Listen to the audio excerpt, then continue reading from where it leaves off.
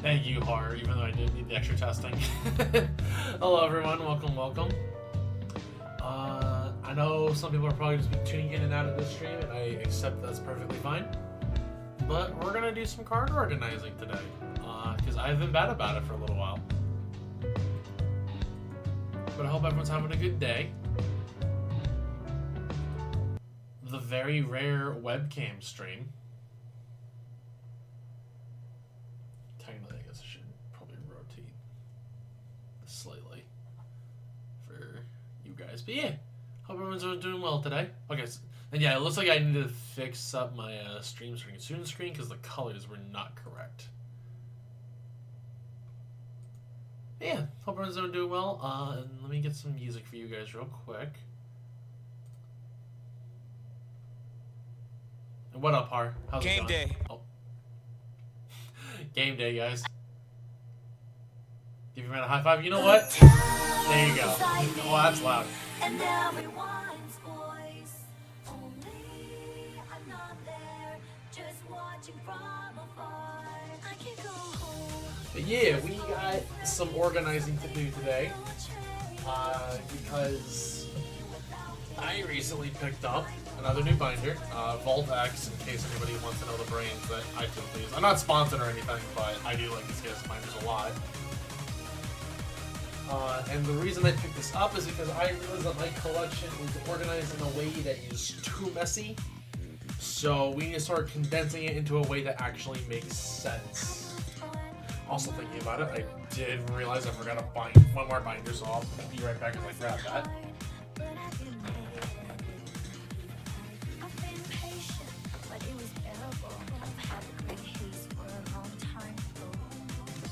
Okay, there we go. And I'm basically taking cards from like 4 different binders, and I'm going to be scattering them around. And just putting them into this yellow one. Because it might as well make sense as we might as well organize by nation for Vanguard, because clans have nations and such. So the goal is going to be just ideally move all 3 Paladin clans into that binder, and then we're going to just make space for other clans and all the other stuff, and we'll eventually just gradually work towards the way they announce. So we need to get all the Royal Paladin stuff out of here. There's a lot. And then also, if chat wants me to, I apologize, this is like awkward, but if chat wants me to like point out any like cool cards or anything like special I have, or just ask about stuff in general, we can definitely do that. Like, these are pretty cool. These are original BTO5 SP MLBs. You will not find those anymore in this stage. And I only have 3 because we only played 3 back in the day.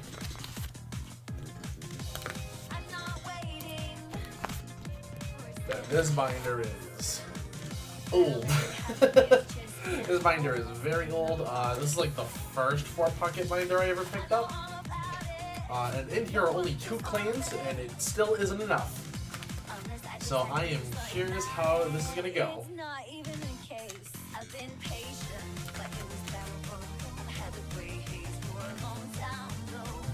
Yeah, how's your day going? Assuming you're not already distracted playing the game. The alarm clock I chose.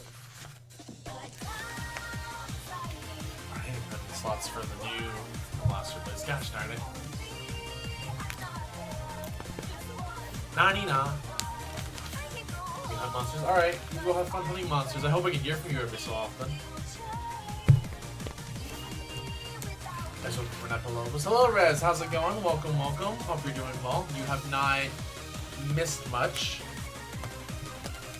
Talk a little bit about how we're going to be reorganizing some of this stuff, but yeah, we're just kind of going through, pulling everything out, and then we gotta reorganize because there is also some loose stuff in here that should not be loose, so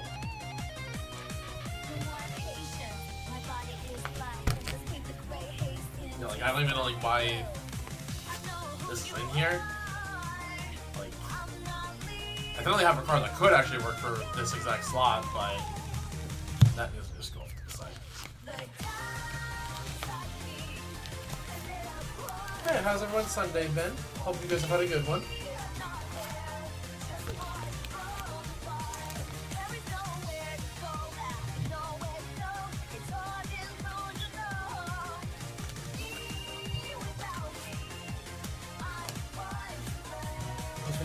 future-proof this a little bit better. So. Also, does music sound okay volume-wise? Is it loud, quiet? Can you even hear it? I see it playing on my OBS, so I want to see if you guys can hear it, but...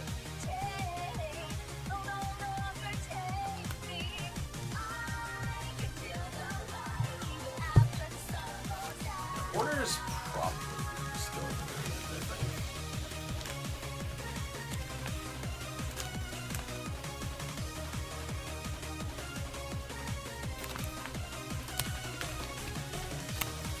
You can grab it, I swear.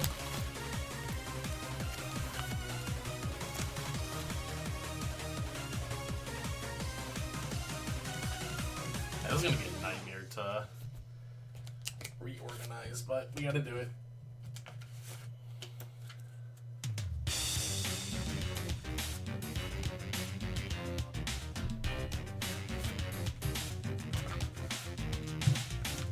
I'm not so used to sitting at my desk, and whenever I organize cards, so my shoulders just feel a little funky as I pull these all out.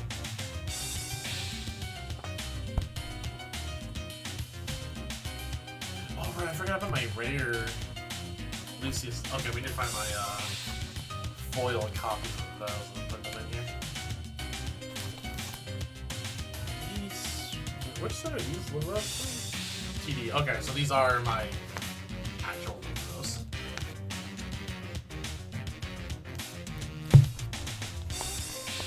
Also, if you hear a lot of like little plopping sounds, I apologize. It was just kind of the pages re-hitting the binders, so not a whole lot I can do in that regard.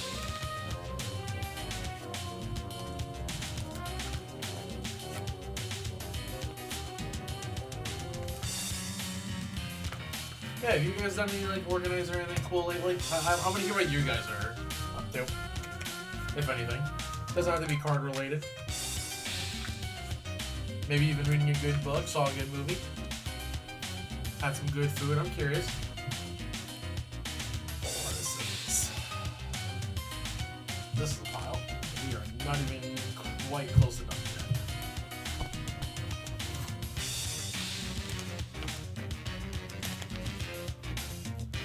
Also, I do apologize that this bottom corner is going to be cut off on stream. There's not much I can do with the setup. I mean, to organize my computer documents, yeah, I have a folder file with 3,000 unorganized stuff.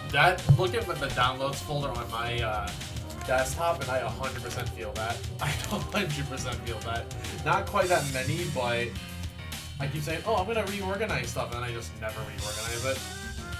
It's also been bad with Twitch. I did do a little bit of reorganizing for that during my roughly 2 week break, but it was not enough. I can say that.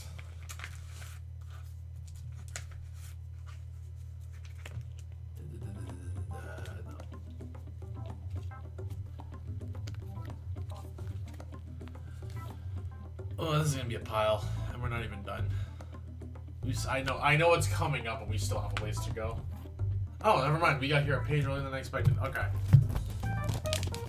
And the reason there's a bunch of loose leaves, by the way, is because if I decide to ever like put my royal stuff away, which is currently what we're fidgeting with, I want the space is already like allocated for them to be put away, instead of having to be like, oh, I gotta move everything.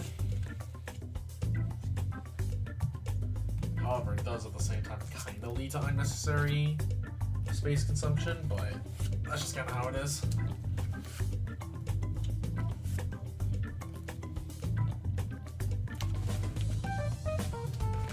But also hearing the song, I guess I can tell you guys that I've been playing Persona 5 Royal on my own time.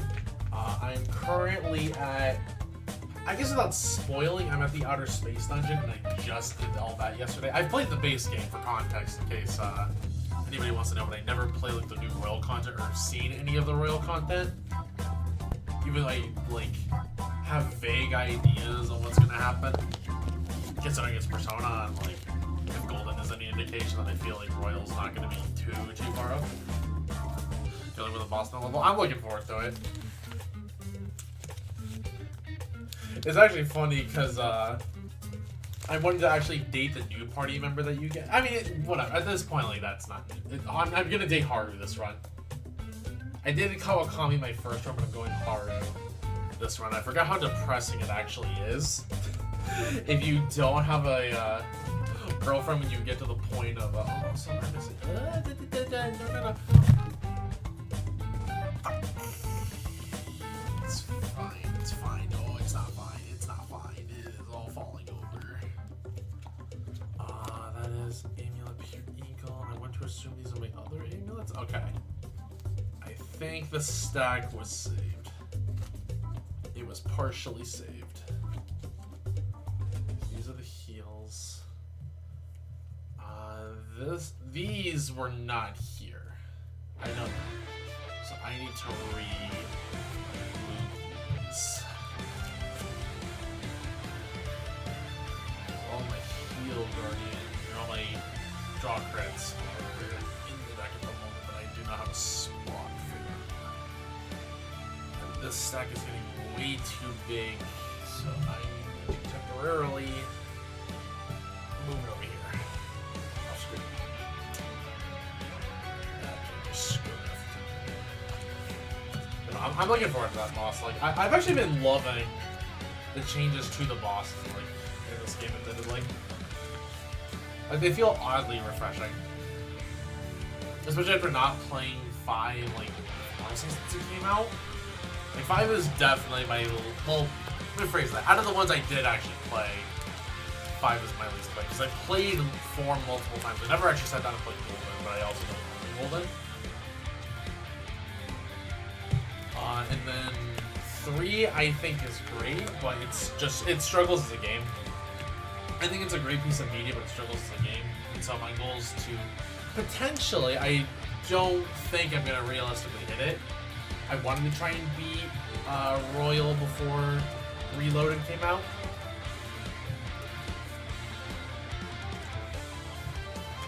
But yeah, at the rate I'm going, like, every time I play, I hit like a really big chunk of progress, but then I like just kind of peter out for a little bit. I'm like, I can get it, right?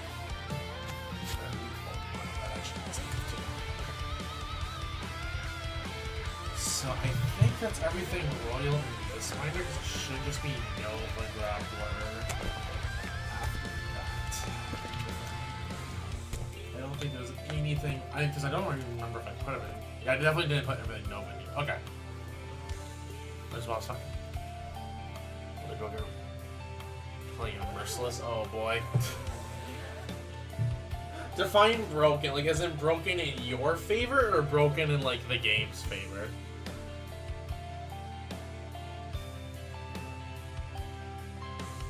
It's impossible. Oh no. Now I'm worried.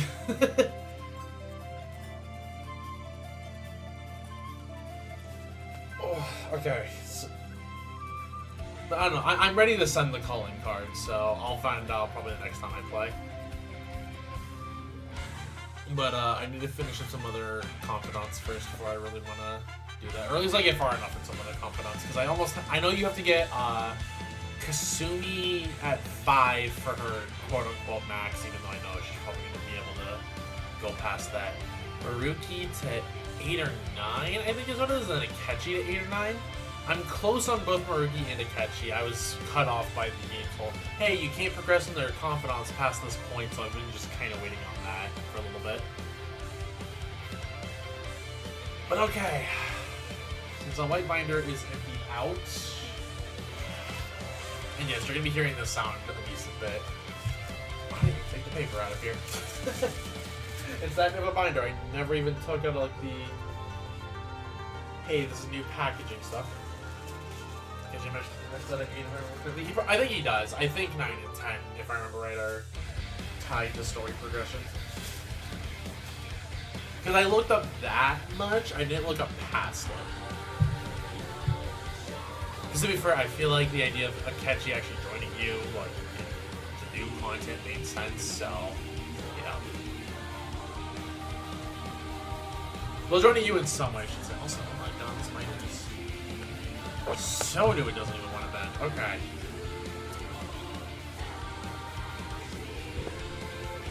Listen, am I other molds? I don't think my other molds were giving me this much struggle with it. I apologize, Chad. It's going to be a little awkward putting some of this stuff away.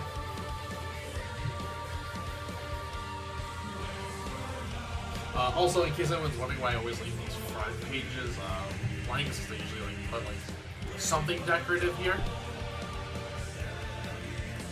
Oh, this is gonna be a time. Okay. Give me a moment to flip this stack upside down, so I can actually like put cards in here.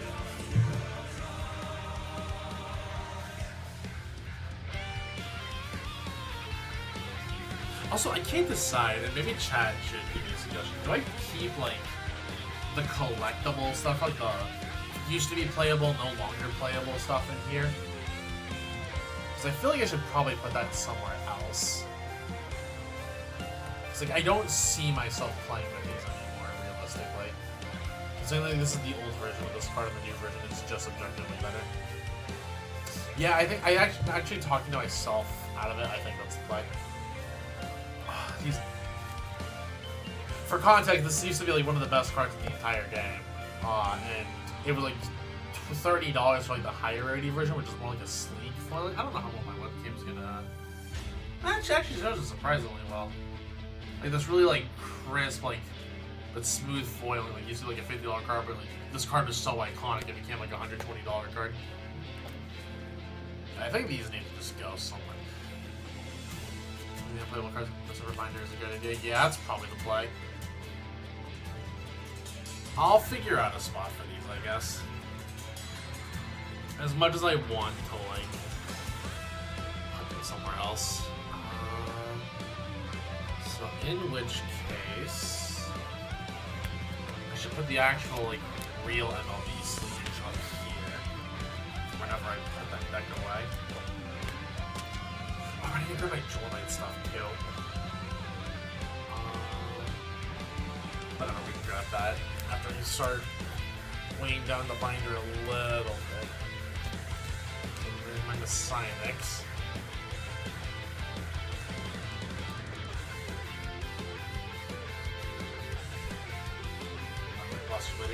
Oh, so funny story, because I don't know if I ever told this one on stream. So this also used to be a meta deck, but this card's like niche but playable. And it was really funny because this deck was like a not like quite like a structure deck. It's a bit better than like an upgrade for a structure deck, but Yu-Gi-Oh doesn't have like a good equivalent for me to try and communicate this in chat. But basically, everyone knew I was like gonna play this deck because like this is my favorite deck in the game, archetype wise. And so people at my locals like kept trying to buy the deck in order to get like this hot stamped version of it. Like you can see it from here, like the gold lettering that's on the card, which just makes it like automatically more valuable because like you only get like one of these in a case of the structure decks. And everyone's like, oh, I'm gonna pull it so then I can sell it to Evan and then make money off of my purchase and then just buy a replacement. But I was the one on my birthday because this product came out like right around my birthday that year, and just pulled it myself. And I wasn't even gonna buy one of the decks. I was just like, I'm just gonna buy my singles. But I really just wanted to play it. I was like, you know what, it's a birthday treat. And then Bushiroad said, happy birthday.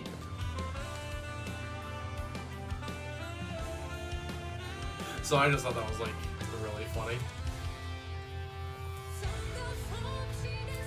Also, can we talk, like, I still don't understand why this rarity is legal.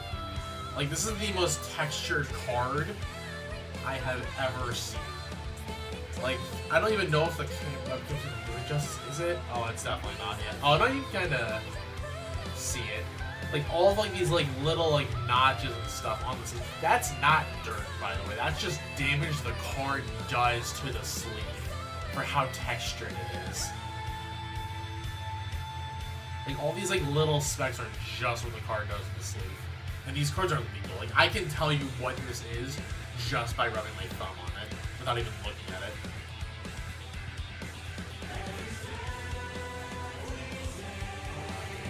Lose. Darksaber, and I can put the Ulma over here. I think orders should probably go like that after troops. Gold Vial.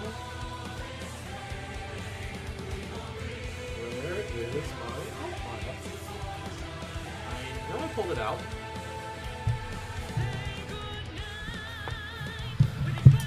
I've got more cards over here. Yes, okay.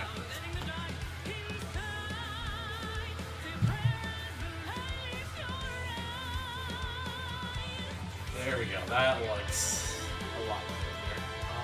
Then I need to grab the Jewel Knight stuff, which is in a different binder. Right, there's my V thing savers too.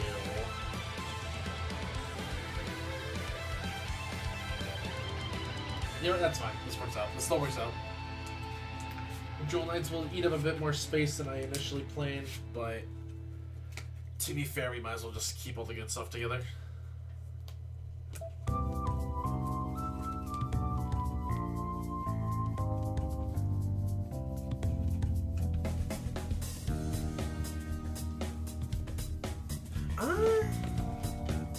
Yeah, hold on. I'm actually going to rearrange these slightly. I am slightly bothered by this.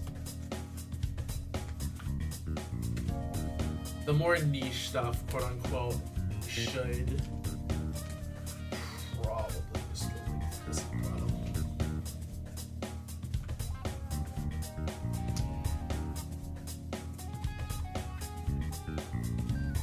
Have you guys tried any new games that have been coming out lately? I know Power World's been a really big popular one. I know Lethal Company is still, I think, picking it. But I haven't heard as much about Lethal Company. Monster Hunter I know has been on the rise. I know, and I know like what's the really popular like TCG? And it's not One Piece, even though One Piece is really big. I don't know. I remember there was like some game that like immediately was taking the world by storm, but I might be just misremembering at this point.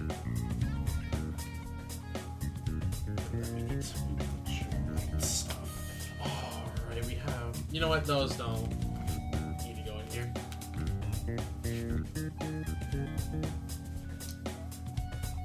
But if R was here, he could see the Jewel Knights, because I know he likes this deck. But I am a peasant and play Jewel Knight lowest rarity.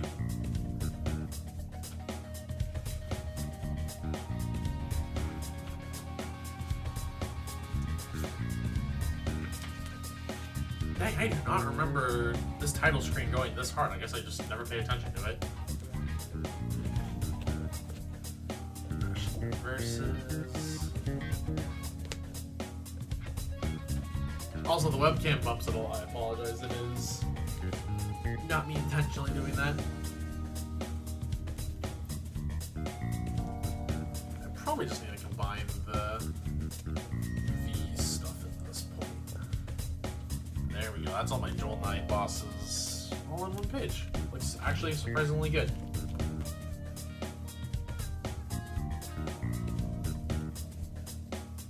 I'll figure out a cover page later.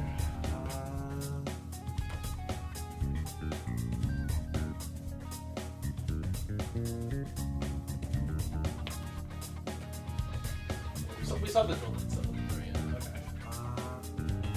So what goes in here next? Probably just all of my immediate blaster things.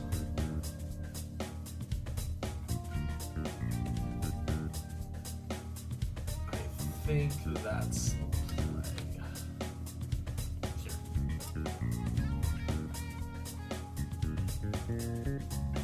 Yeah, we want to organize these by grade. I think I just need to go by grade, if anything. Then everything in Jewel Knight can go towards the end of it, each of its respective sections. So that's going to be the D series Blaster Blade, so that's where these Blaster Blades will go.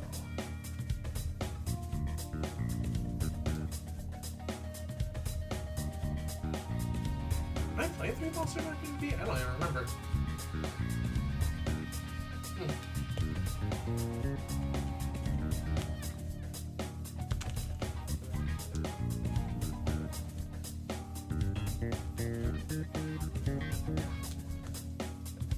And I actually want to leave room for the other Blaster Dark sometime.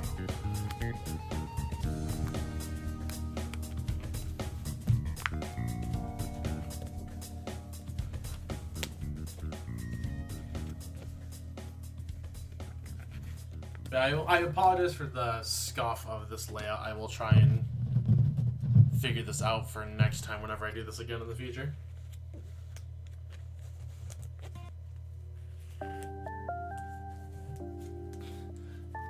Love Fight Yu-Gi-Oh! Okay. And that's two random grade 2s. I may have some other, like, spare rando grade 2s.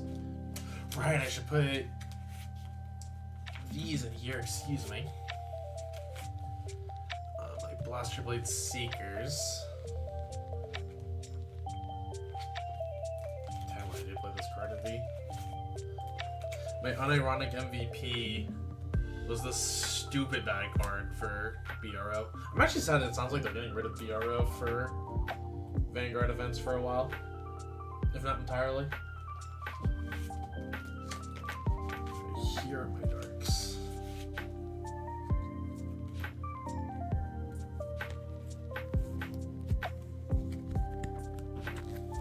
Because these have different wordings.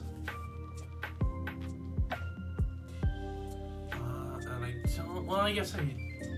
Do I really need a Livero?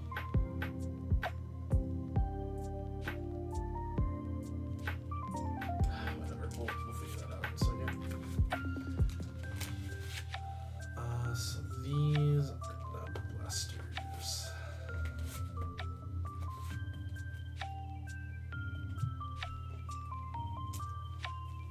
I don't know what I'm doing with these bears.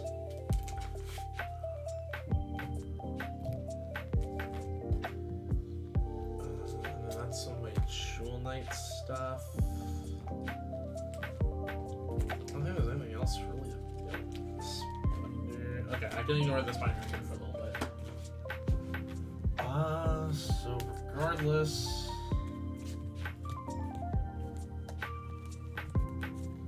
Blaster Blade Seekers all go here.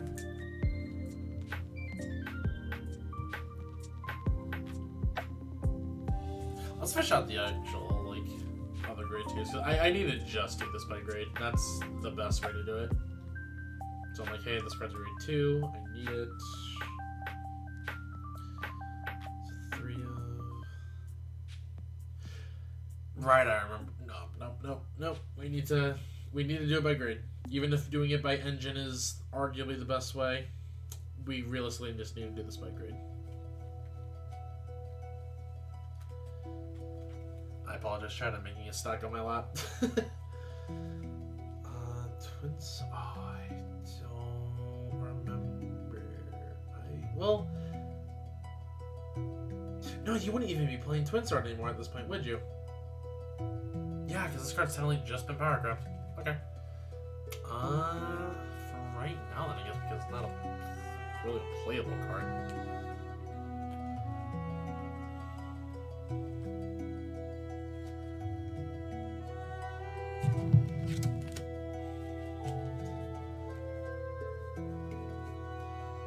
And that's all triggers. Okay. So back to this.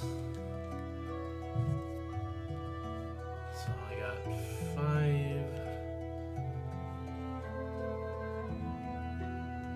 Another 4 stack and a 3 stack. Do I have anything that's like another 2 of? I have another 3 of, but that doesn't really. No. Okay. I guess. Oh, what's the best way to do this? I guess technically I could cheat a little bit, but that's not gonna fix the problem. No, okay. I guess these just need to go at the end. So these are 3 ofs, that's 8 for right there. And it's just gonna be putting good cards. Oh, yeah, that's another 3 stack. Oh, this might work out, actually. Oh, right, I need to also leave a spot for the 2 promos. I have to keep that in mind. So I guess this will be the promo row for the grade 2, and then we'll, yeah, okay. So we leave that for there, and then we continue onward.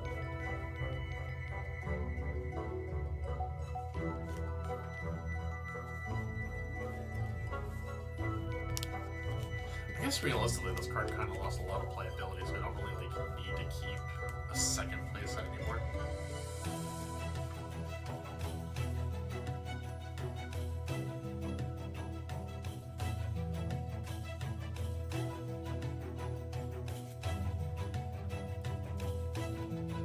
Actually, maybe I just leave Trumpeters?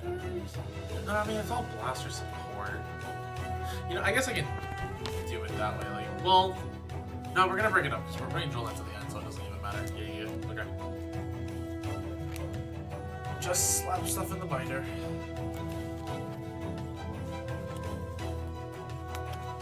God, I miss Hollow Knight hearing the song again. This game was just fun.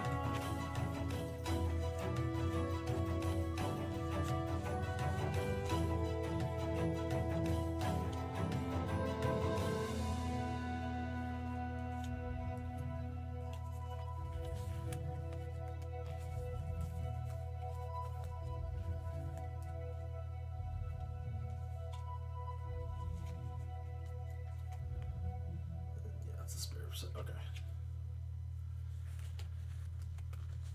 I remember this card getting so hyped up to where it used to be like $5.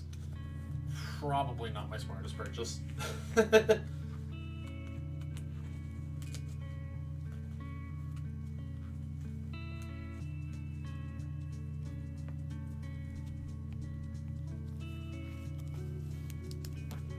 Benons.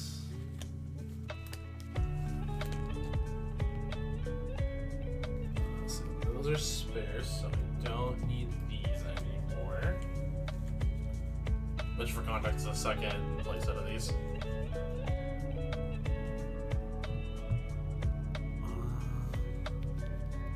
Those can go over there. Orders we're putting at the very end, so for right now, those can go there. 3, 6, 9, 11.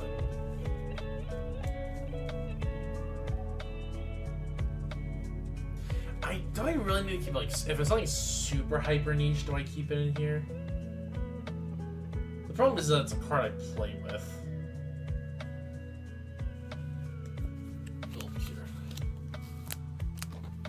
It makes sense too, but equally I feel like it should just go in my bulk.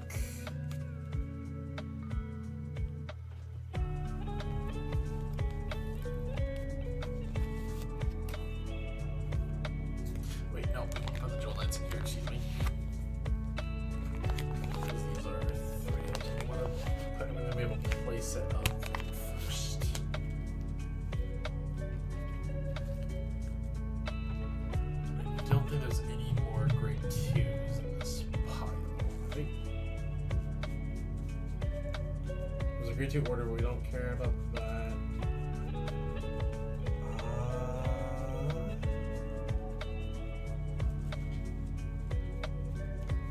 No, I think we're okay. Alright, cool.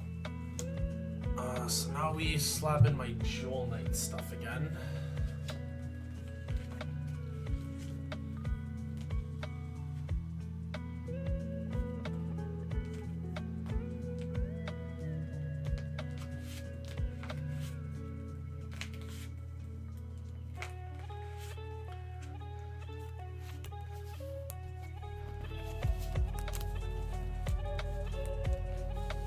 I did leave a spot for the promo, I said, right? I think, yes, I did. Okay, so that's for the promo.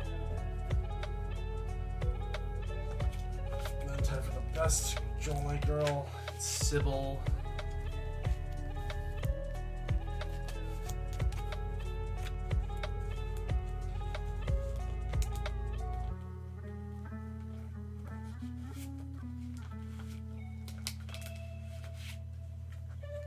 Oh yeah, this still works out.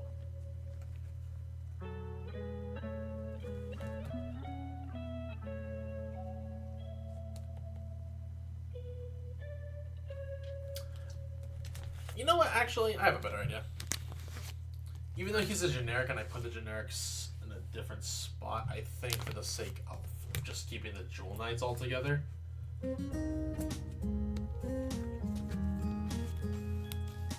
there we go. Because I think it's a little awkward if like we have 2 rows of Jewel Knights here and then 1 Jewel Knight up there. So we can also just slap all the Jewel Knights together. Because there's 4 of like every Jewel Knight name, so technically this works out the best that way, I think.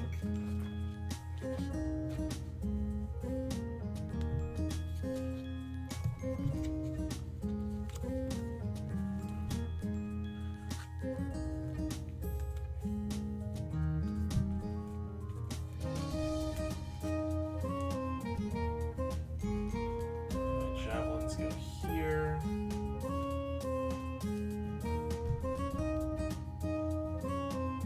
Hello, Zoranius. How's it going? Welcome, welcome. And yeah, we're just organizing some Vanguard right now.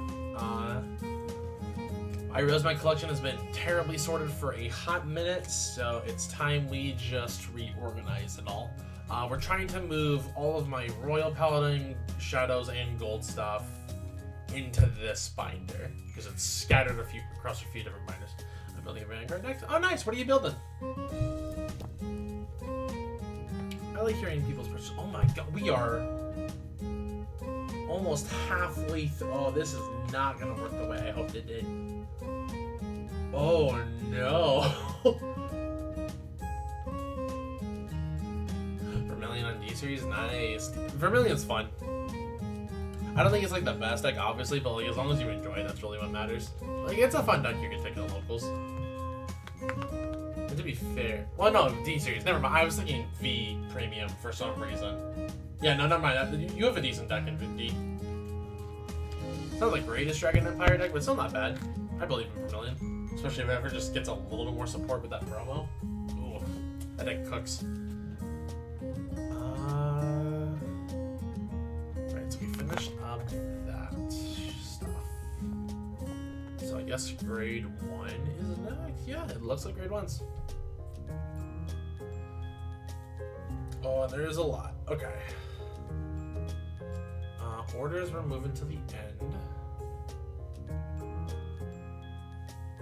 The best Dragon Empire deck is still Game D for Shiranui. Yeah, Shiranui is definitely the best one once that deck comes out. That's only just the best deck in the game for Standard. I'm more of a premium player myself, but I have to start dipping into Standard, which I am both excited and nervous about. Considering it looks like V is slowly dying, and I am all for it as V's #1 hater.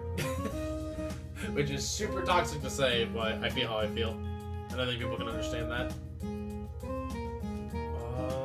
That's not...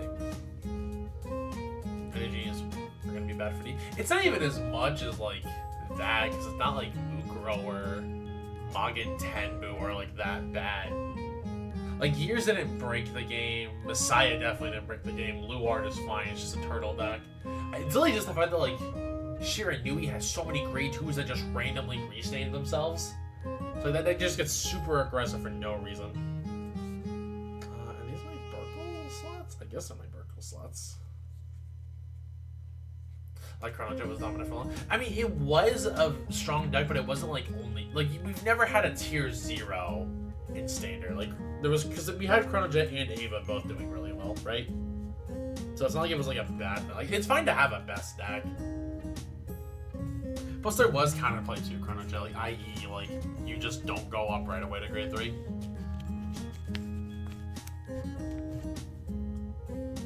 Ava was also a mistake, IMO. I mean, it was... I don't think Ava was really, like... I mean, it was strong, and I would agree that it was, like, probably one of the best decks, but I don't feel like it was, like, a mistake. Especially when you look at it now, and you're like, oh, this is really sad.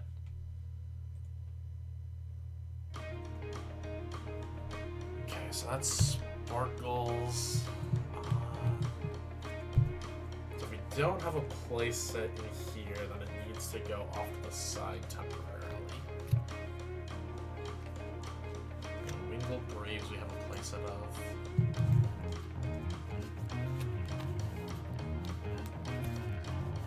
Yeah, right now, like in Standard, all I currently have built is Magnolia and Thegria. I didn't pick up my Avant-Garde promos because I was an idiot.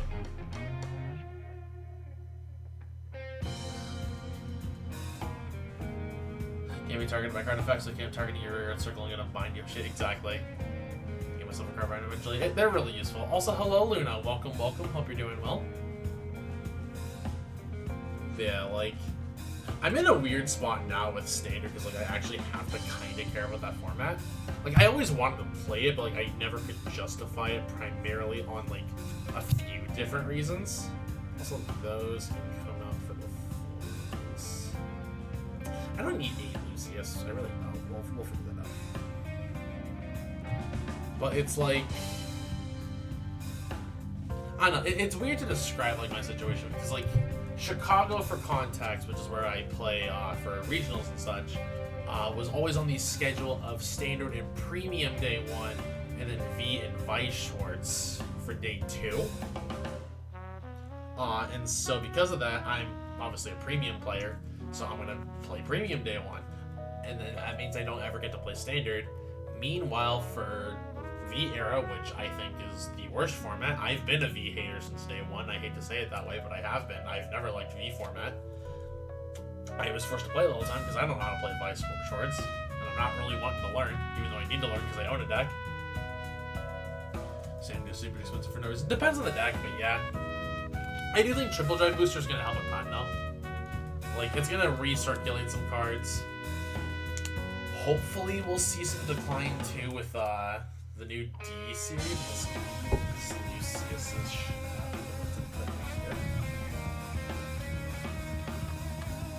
Not like I'm really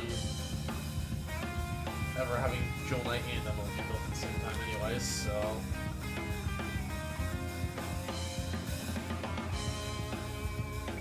Yeah, I do think there are some like decks that are overpriced.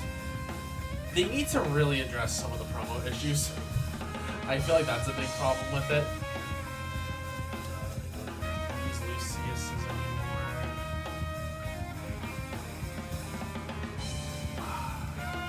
Now here comes the future. Which Oral Knights do I keep?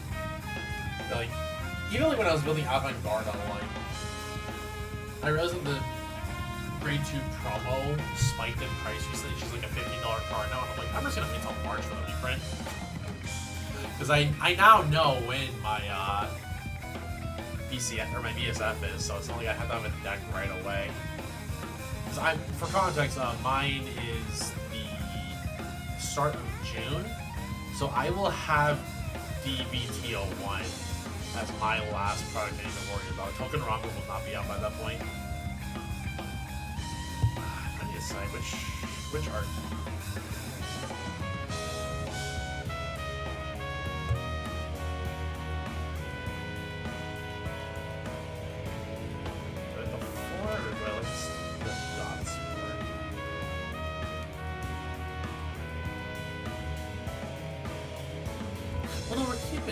You know what? That's a better idea.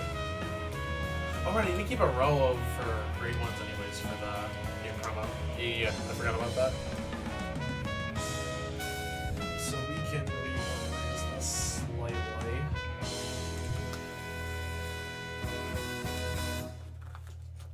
Yeah, I do think like they need to address some of the standard issues, but they are working on it. I just feel like Bushiroad needs to up their reprint policy a little bit, because I will admit, while I do hate Konami's initial printing policies and like every good card having to be secret rare, I do applaud them for how aggressive they get for reprint when they want to get aggressive for reprints. Like Rarity Collection was like such a good product. It was such a good product.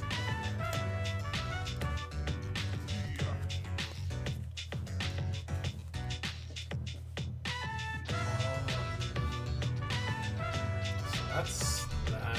Leave a row for... I did not make a row for grade 1. Yes, I did not make a row for grade 1 because that's Sparkle. And then that's going to be the promo. I think every grade 1 past this point, I said I only want 3 of. Is there anything in my deck that I have 4 of? Let me actually grab my building list.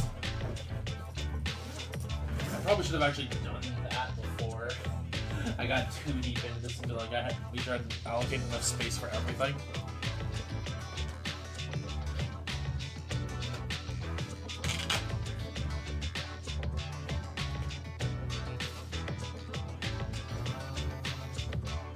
trumpeters. I did not allocate space for trumpeters. I know I did for the promos. So I think it's specifically trumpeter. I did not. Ooh, that's awkward.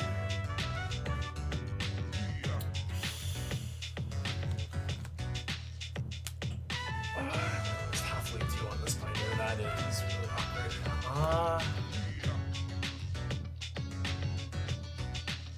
Ooh, what do I do? I'm not putting this deck. How much trumpeter do I play against? 3 or 4? There's 3. I feel like I only play 3 trumpeter. I feel like I only ever bought 3. It looks like I only bought 3. Okay. So in which case,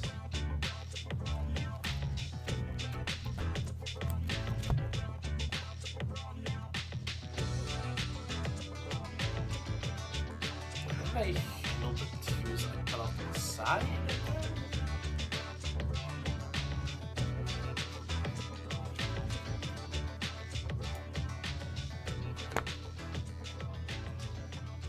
Actually, did I even leave enough space for the grade 2 promo? Yes, I did. That's the grade 2 promo, and then those are my original blaster blades. Okay, my V-Series blaster blades. Cool. So I need to... I guess realistically, I'm never playing Wigston in Premium. Okay, yeah. That's how I'm doing it. I'm saving myself some trouble. This may not be optimal, but I realize that I need to slightly reorganize the very exclusive bits of standard anyways that I own.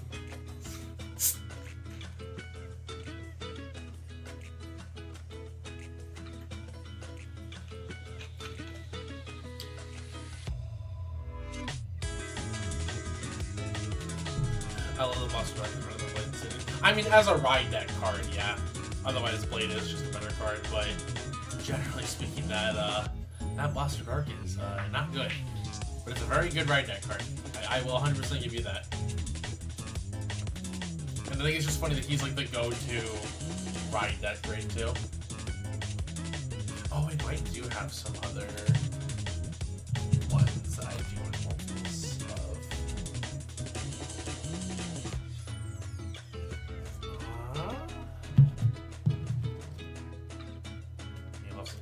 Yeah, PBO does get to use it. Just a little rough, that deck. It's not the best.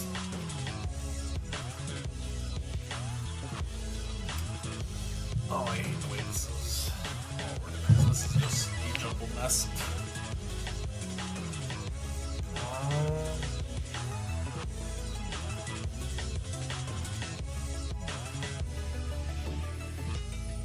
Orders of crits. Did I not? Am I dumb? Do I only want 3 in that grade 1 promo?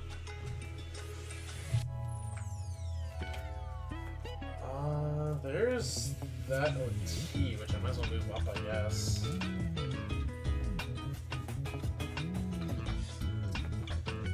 I feel like I am missing a smidgen of cards.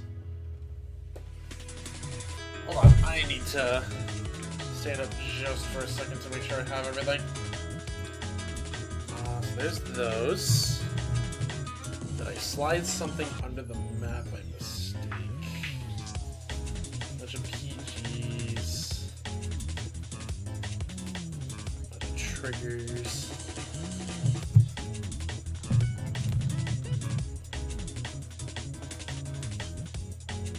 Yes, I did mess up slightly because they were in between, or literally just where I wasn't paying attention. Okay, that works out. So that's another 3-up card. We have so many like random 3-up cards. I'm pretty sure I played 4 of that, or 3 of that grade 1 in the list itself, so I would need to allocate space for 4.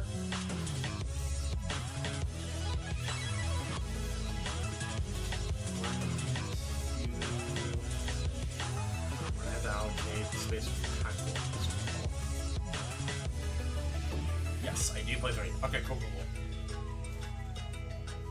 So then I reserve one spot for this guy. And then the grade 1 promo goes here at the very bottom. So I think at this point it's just whatever goes up here.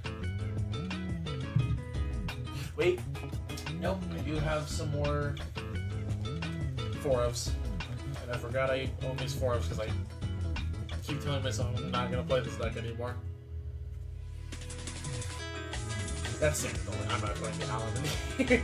I was about to put my stamped Knight Squire Allen, but I'm like, I hate this card. It is not a good Royal Paladin card. I'm trying to think what I want to build in standard deck. I'm kind of looking at building Shiva or Ava herself.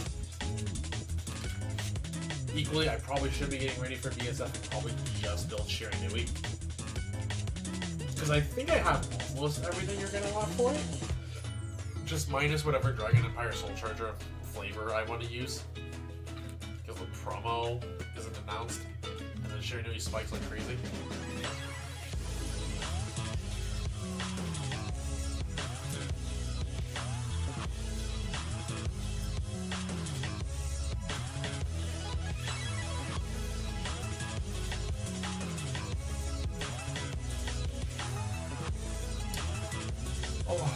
Okay, so that's... Yeah, we're a couple pages off just from hitting the halfway point. Jeez, I didn't realize I had so much royal stuff. That's actually insane how much royal stuff I have. And, like, none of it was together. I probably should slap PGs together. I think they're the last 4 O's I'm gonna have. Do I put PGs together, or do I... Let's strike it.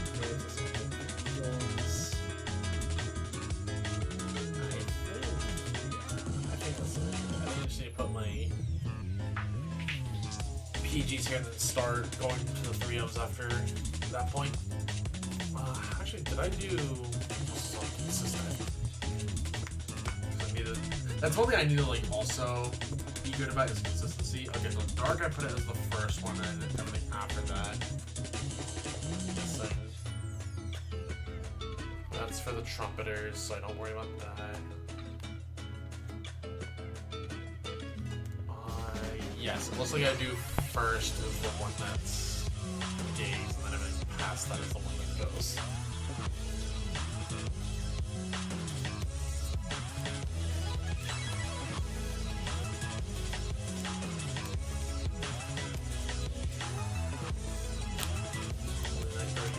Next.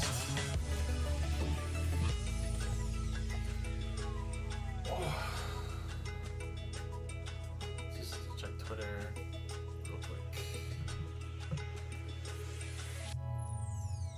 It's a time I can never really show you guys on stream. Because my Twitter does follow some not safe for work artists.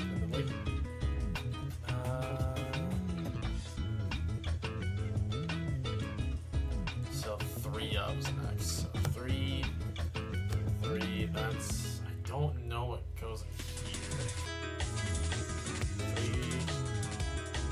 3, 2-O's. I'll put those. 2, 2. And then for... Because I know I have something here. 3,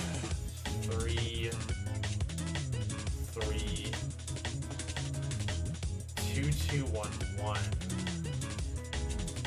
My orders. What? Are there any ones in here I'm not allocating for? Okay, there's pack balls I'm not. 2 pack balls. Sages are counted for. Already have spots for sparkles. It looks like... Okay, cool. I did not mess myself up as much as I feared I would.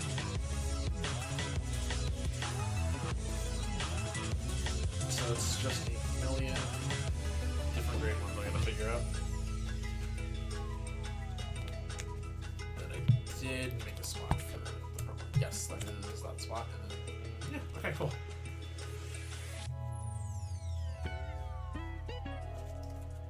Oh, how do I do that actually?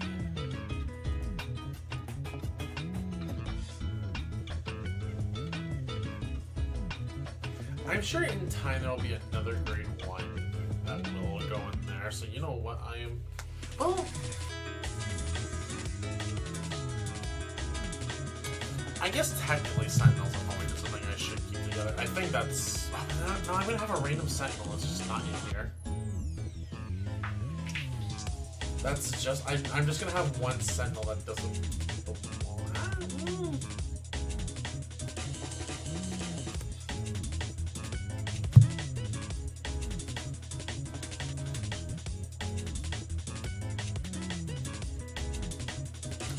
Yeah, you know what? I'm gonna do it like this. I think this is the play. It's not the most efficient, but I think it's a pretty like good one for the sake of organism, just trying to keep Sentinels together. And it's a random one of Sentinels because we've never played more than one. So that one. We'll put the Mare instead.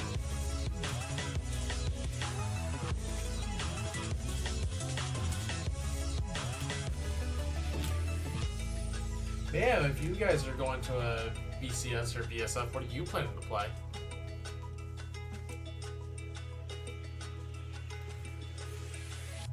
Because my team and I are slowly talking about it, keyword slowly.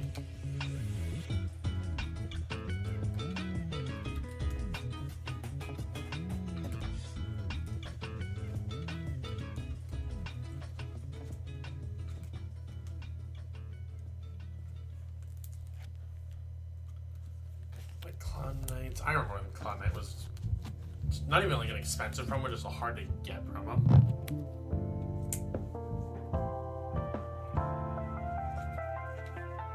And then it's 2 2s and 1s. Okay. We actually are almost done. Actually, let's get the more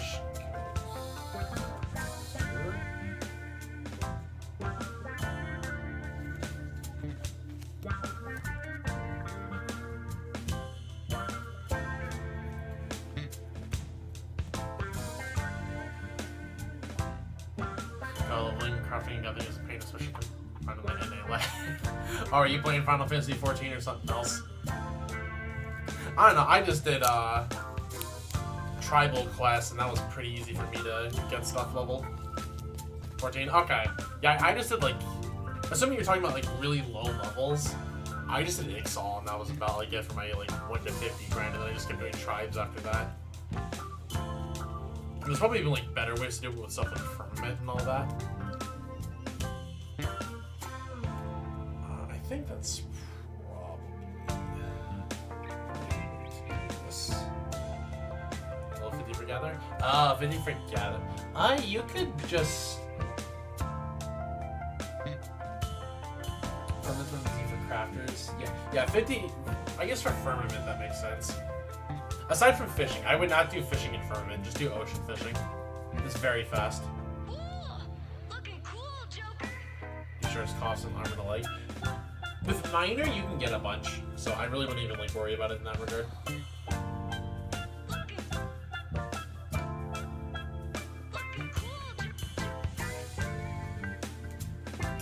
God, I forgot I armed this SP Barkle. Yeah, but I'm lazy. I mean, you're gonna have to level them anyway, so you might as well do 2 things at the same time at that point. It's double productive. Plus, eventually, I will say that gathering like doesn't get that bad if you just do tribal stuff.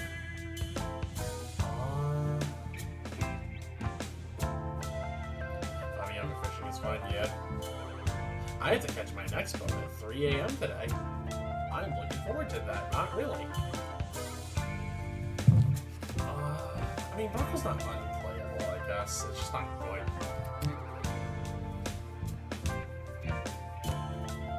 So it's Wingo Brave Barkle. There's the name here. It is 10:30 in my time zone. 10:30 p.m. I should specify. Jewel Knight starter. Do need to pull that guy out. Oh right, I forgot I own this. My random Ilias. Oh, actually, you know what? Hold on. Do you guys want to see something cool that I actually own? There's a rare pack of Vanguard I opened on SP Orgasm Dragon. Oh, that's a good feeling. I remember back in G era, I didn't keep it, and I say partially, I mean, overall I never used it, and I still would to this day. When I went to my very first sneak peek for Vanguard, it was GBT01. And I pulled an SP Takami Kazuchi, the Persona Flip Stratford Oracle Think Tank. And OTT was a top tier deck at that point, mind you, so. I did sell it, but to show you guys this, this Glime, you might be wondering, well, it's just a demo deck Glime, what's so special about it? It's actually signed by a bunch of the Bushiroad staff, including the former head of U.S. sales, because he's a friend of mine. It's 5:30 p.m. Huh? Oh, right, and then this cover goes into an outro, and I'm not going to listen to that outro. Right, it's just... Oh, I know, it's because the... Technically, I'm never going to play this. I'm not going to play either of these.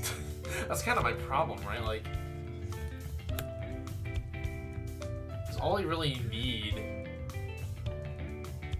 is my Wingull Brave and the Jewel Knight starter. No, technically there is like a rare world where I guess you play Barkle. So I'll keep the Shining Knight out of here. So that just becomes Wingull Brave, Tiffany, Barkle, and then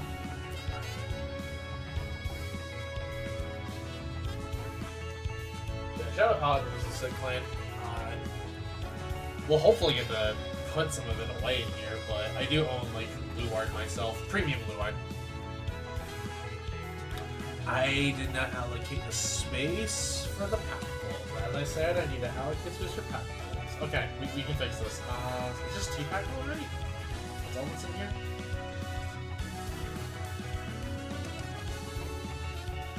Yes, 2 pack pulls. Okay. So, in which case,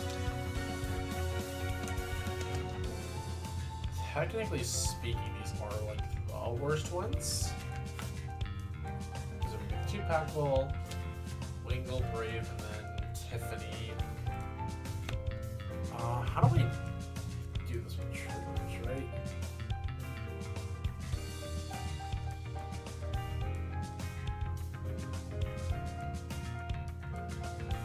I don't remember how I handled my draws is the problem. How many draw PGs are in MLB?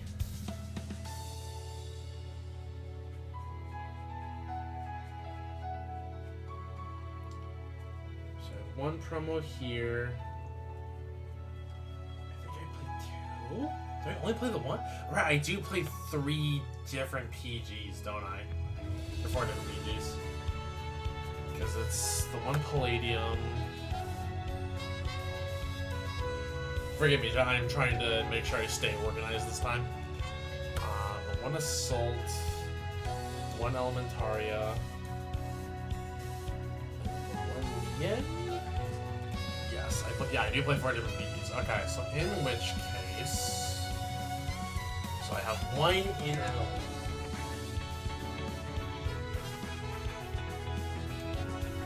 Maybe I only own 2?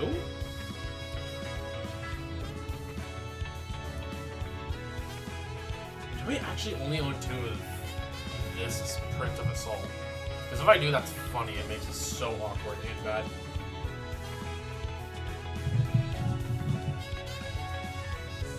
So that's all, yeah, it's all Gene and stuff, all the tiny little orders, so that should go over here for sworn I bought 4 assaults. Unless... I can't get any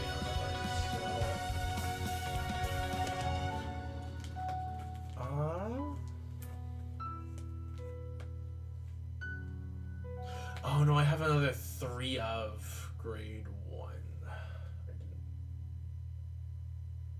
Nah, you know what? Nah. Okay, so what print is this? Assault. PR. Do I just own 6 PR prints of Assault? Is that really what happened? I just own 6 of this card?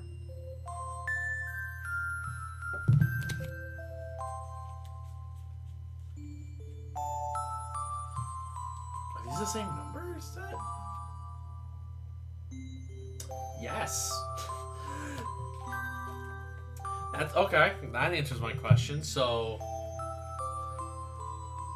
one's in a deck right now, but I apparently own.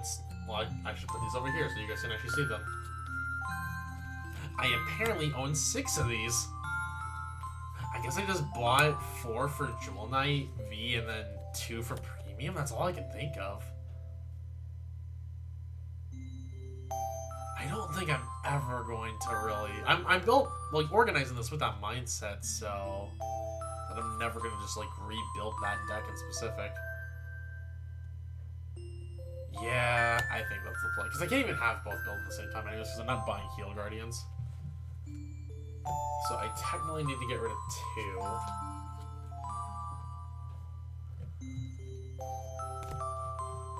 2. Wait, no, I mean... yeah, so... 2 Pack Goals, Wingull Brave, Tiffany on, and then the Assaults. Wait, no, I want to do crits, draws, friends. Okay. So in which case, I'll put this over there for now. We're getting there. We're making a dent in this. Oh my god.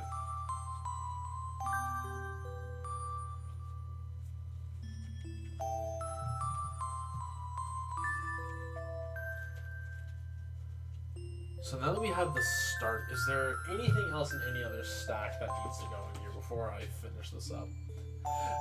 You guys can kind of see it, but there are multiple stacks of cards off to my right. This is also part of why I needed to, like, redo this, because, like, these stacks were not okay just sitting here. Especially after, like, getting knocked over once or twice by my cat. So I need to see if everything...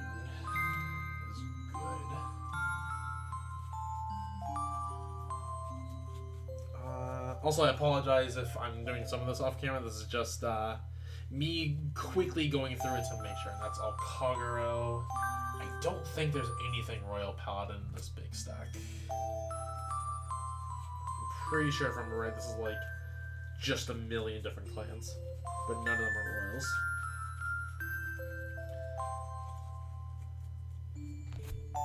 I have too many cards. This is a problem.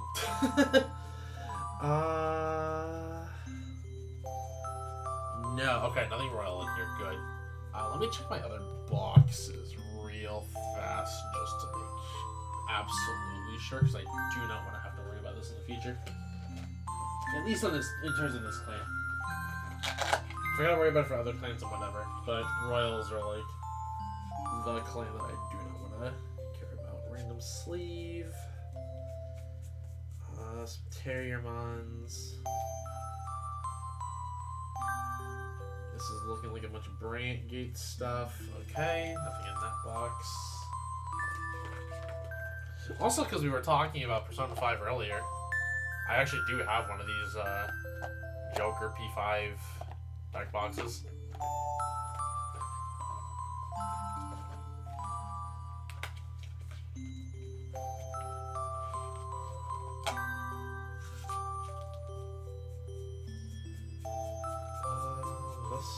Some of this is just bulk, and I need to actually just prep some of it away.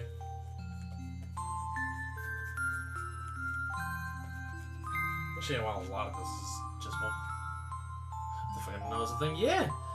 So fun fact, actually, and the reason why that exists in the first place, is because in Weiss Schwarz there is a Persona 5 deck or a Persona 5 like booster set, and they always like make accessories for that kind of stuff whenever they have like a new set like come in device. So there's like a bunch of like Persona 5 like just trading card merch. Also, when you randomly find an expensive promo in your bulk, because this card is unironically good in premium sharing, do we not? Like it's really good post the new deck set. I have like some Persona 5 stuff, like TCG merch wise. I also have Yusuke sleeves from a while back. I still haven't used them on anything, but I have them.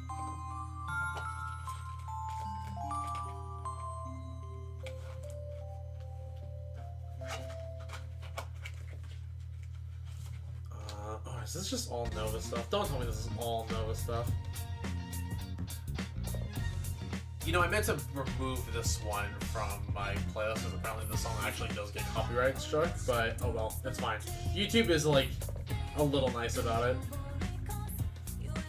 So if you're watching the VOD with the song in it, I apologize if it gets hit with a copyright. And it might. I am just finding stuff in my bulk again. I forgot I had this. I don't know how many of you all ever played Fire Emblem Cypher, but I will say, like, at least in terms of accessory products, they made some of the coolest stuff. And they had like these like full art cards. Because like this Ike and this Black Knight are just like two different artworks for different cards, but they just like put them together in one. And there's like a bunch of stuff like that. Literally, that was actually how I made like decent pocket money, by the way. I literally would just like go buy like these $200 like Fire Emblem Cypher supply sets, and then just sell off all the accessories I didn't care for. Oh, I remember this. I ordered sleeves for Camilla. Oh, okay. Oh yeah, there were a couple different Camilla sleeves. But no, that was just like an actual card. I think I have a Camilla art card or whatever it's called. I know there was like a term for it in the game, like what like those were supposed to be, but I just remember like thinking they were cool pieces of art. I always wanted to get into Cypher, but the fact the game never came to English kind of hurt.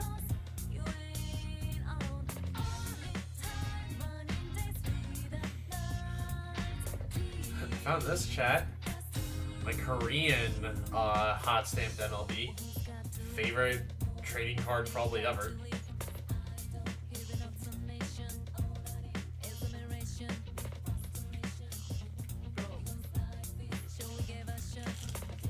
Yeah, Fire Emblem Cypher's neat. Like, I have a couple, like, singles from it. I don't really, like, I didn't even, like, collect the game a whole lot, even though I kind of wish I did, and I might in the future. There's a Neffany art that I've been, like, following, and I probably just need to go buy it. Also, speaking of bulk, I found my entire Clarissa deck. I remember getting so excited for the new support, and then the deck was just kind of dog. Well, still kind of dog, I should say. But we can't show the deck box, though, because that's a deck box that stays at home and never goes out. And it looks like there's nothing else. That's empty. That looks like... What's in this box? Is this just... I think this is just vanilla triggers. Yes, this is just an... Okay, I do not need to show you guys this. Okay, so it looks like we are good on that front. All the royal stuff seems to be out. I do not have royal paladin cards anywhere else.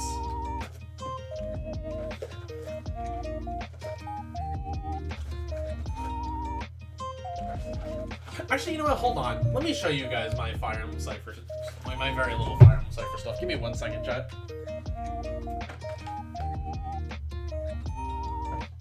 Is it in here? I forget where it is. It might be in here. It might not be. No, this is. Is this all Yu-Gi-Oh? Okay, this one's all Yu-Gi-Oh. That's I know Pokemon. Where did I go?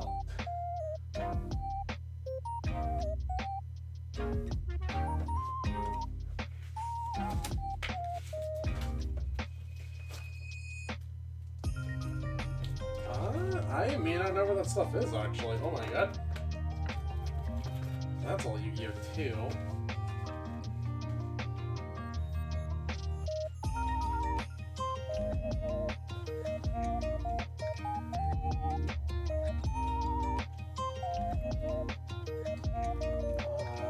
This is... I have no idea where this stuff is, chat.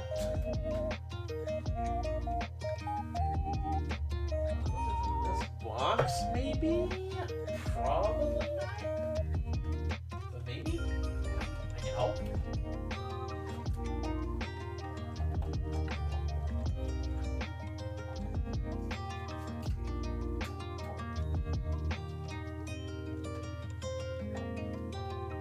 I am finding some stuff I kind of forgot I had, though. I gotta like, just go through all this again.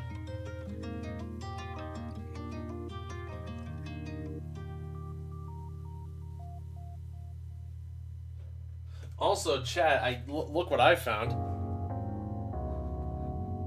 I found my original Dragonic Overlords. My original trial deck in BT01 Dragonic Overlords.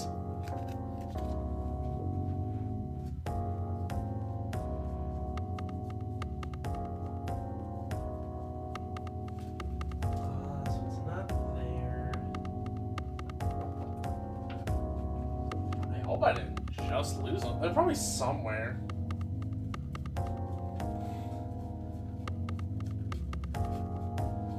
Bunch of random old stuff. Okay, I do not know where my Cypher stuff is at this point in time, so I will have to dig for that later, I think. Unfortunate, because that would have been cool to show off, but I know it is somewhere.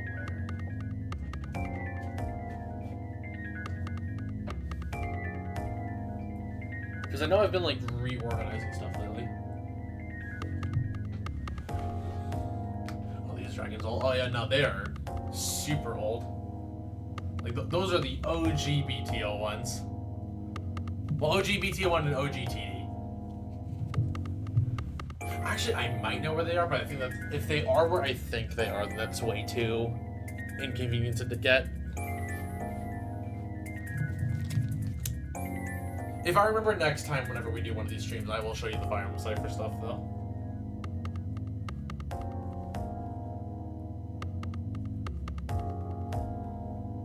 Okay.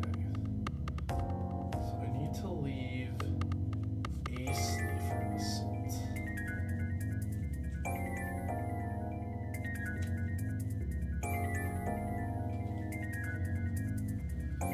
Okay, so these spots are going to be reserved for the Floral Paladin Flogels that are in my MLB list currently.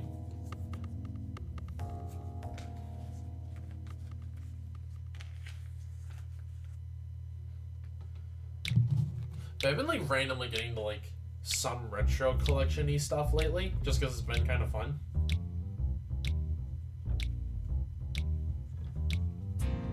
Like, maybe whenever, like, you know, when I have my next mail day, I guess, and I buy some stuff, I'll show you, but like I'm working on a like really big like Yu-Gi-Oh collection binder, or just like some like historic stuff, like either like expensive to me or like otherwise, but I'm working on like 2 pages of just like Kazuki Takahashi artwork. And maybe I'll let chat like help me decide like what I do for the final couple cards in that page. Oh god, this Chom is transporting back to 2008. I've been slowly updating this playlist like bit by bit to add some like older stuff.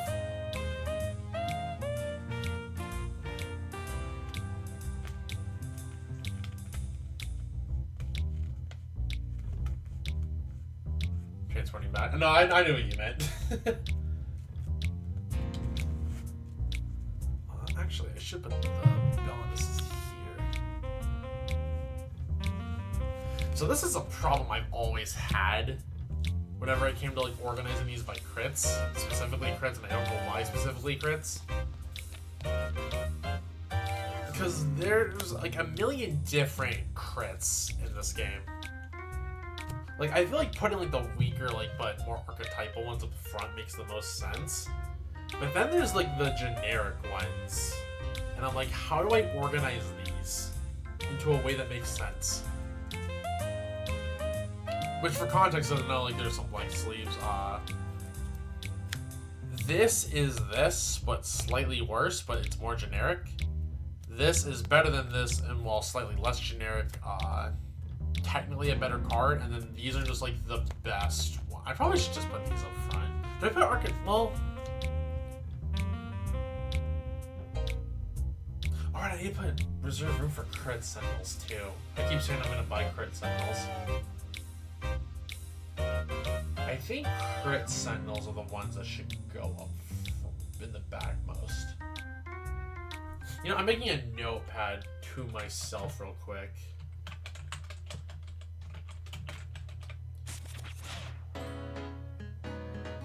Speaking of going back in time. Also, so can we just talk, by the way, and this is random commentary. I don't know why it's so hard to find a high quality rip of this song online.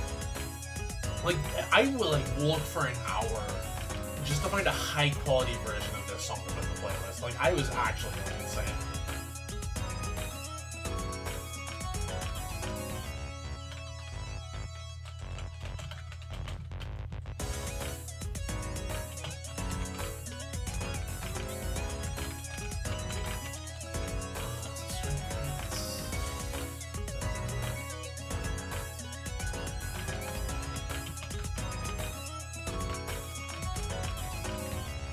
Okay, I think I have a system I'm gonna try and force myself to stick with going forward. Just to make it so this all starts making sense. Yeah, I do want to like add more like old VGM stuff to the playlist. If you want a song that takes you back in time, oh my god, this song takes me hella back. That's a game I'm debating about playing on stream at some point, but equally, I'm like, I just want people to know about it so much. I'm like, you know what? We'll wait till the day I hit big streamer status Copium to maybe play this. But this game is like one of my all-time favorite just games in general. I have played this game so much. Custom Robo, by the way, for anybody that may not immediately recognize it. Also, we hit the halfway point. And we only got one clan. We don't even have one clan finished being put in. Oh no.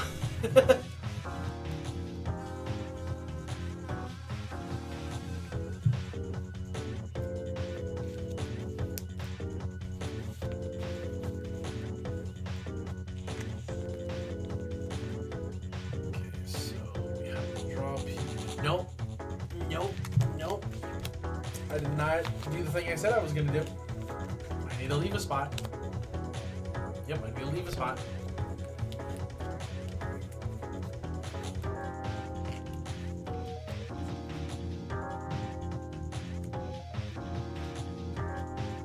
Oh, I remember being so happy when this card came out too, even though like it's just a clone of a card we already had. But I just love the art so much more.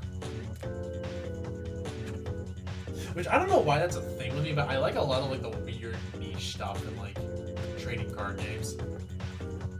From like arts to accessories or even like that, because like for context on what I mean, this is a card of the it's a clone of a card of the main character from the original series used, which is just a draw trigger that like you put it into Soul and you give a unit plus 3k, which at the time was pretty good.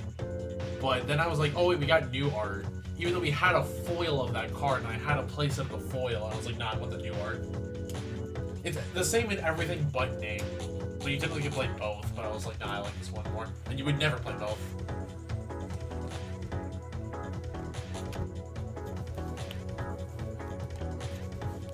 And then the memes world winner card, Cyril. I still think that was a hilarious Worlds.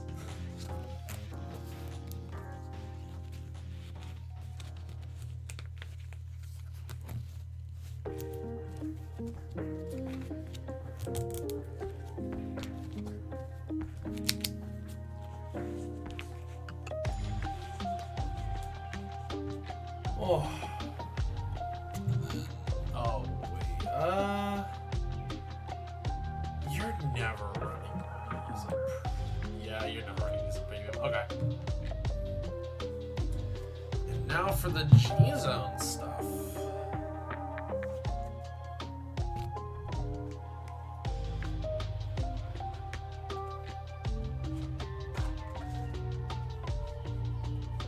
That is not that.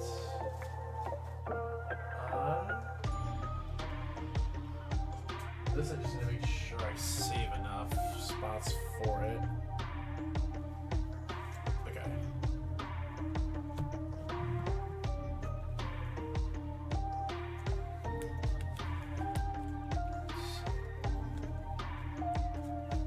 Do I own a second Saint and then a second Eulogius?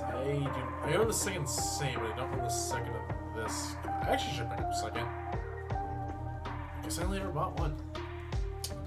Okay, I swear I would have bought two. Oh, no, I did buy two.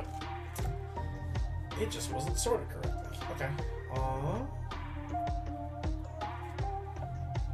This is why we're reorganizing, because I apparently don't even know what I own. Good job, me.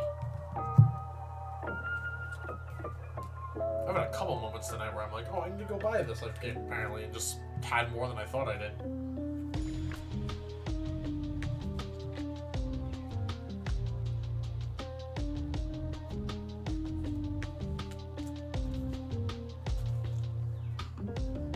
That's a 3 of. We're not gonna have any, or we shouldn't have any 4 of them here. So leave that blank.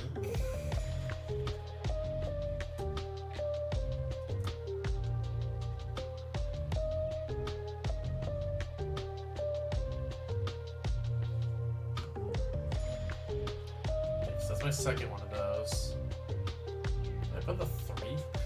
I don't even need 3 cancel on anymore. I should just sell one of these. Which, I guess you guys know what I'm talking about. Well, technically it's this card you can see here. I own 3 of these. Because there was a point where you played 3. This card's kind of mid now. So you only really play like 1. How much is he at this point? I don't even know. I'm curious.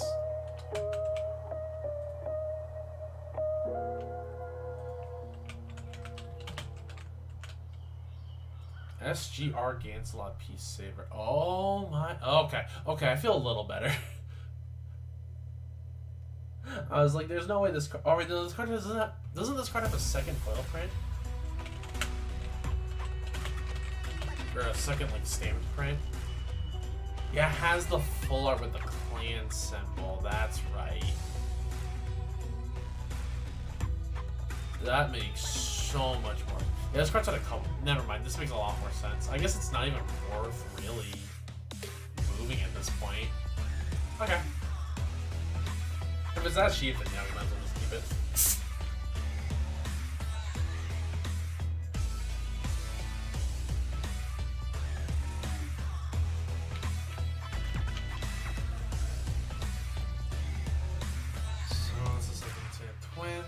Do 3 cancel, then I can put a second. Yeah, I think that's the play. So in which case we can play the Gablades. Oh wait, no, hold on.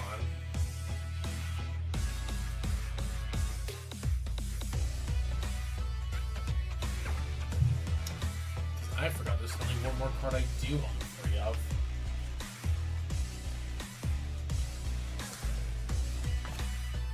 So I probably should, in which case...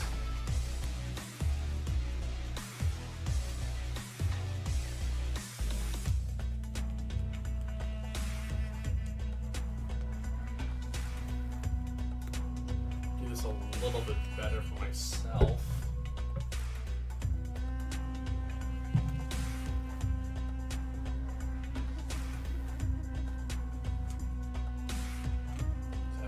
Put the 3 cancel up there, 2/2. Then everything else is a 2 up, aside from the 1 3 up we own for the extra stuff. So okay.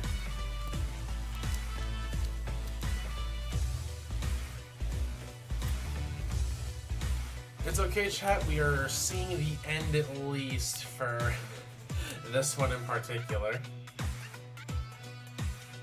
So we put 3 of that there, and then we have one. Do I have a one? That's staff. Yeah, the worst one. And then I don't even remember how much Shadow I know I own 3 Marin, but that's like the only thing I know I own 3 of. 3 Marin, 2 Assault. I do have. Okay.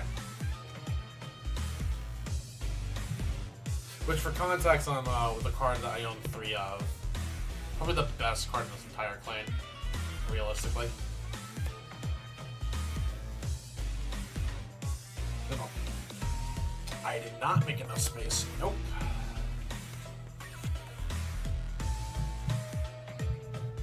I forgot a few other things.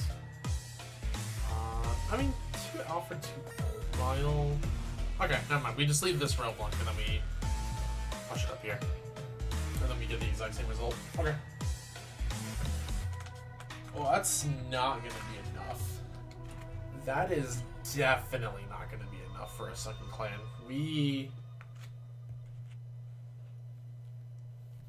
Well, maybe. It might be enough for a second clan. Depends on how much space we actually use here. So I need to figure 4 more spots. Okay. And I don't remember. Did I do 1 then 3 or 3 then 1?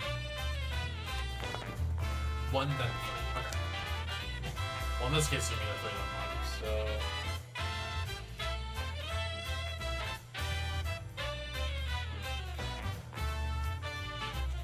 That would be the 3 Marin and the Maskell. So this Marin can go here. Oh, and I'm reversing my own system partway into it, but oh well. So 3 Marins, the Maskell goes there. 2 Assaults, and then 2 the other one. Okay.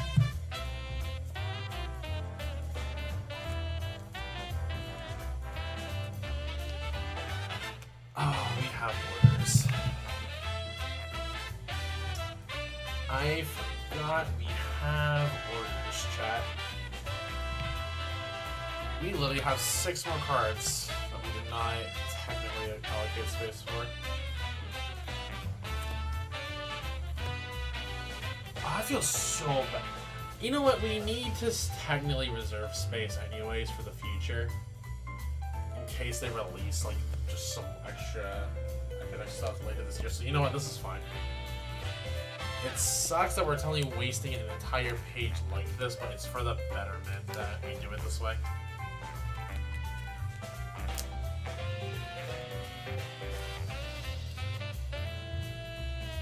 And then you know what? Sure, even though this technically doesn't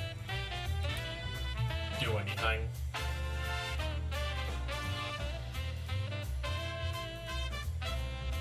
Oh! That is officially 1 clan in the binder. What are the 3 I was hoping to get done tonight? That was an hour and a half. Let me just put my stuff away before I continue this. But then I mean, like, the stuff I had out of my deck here.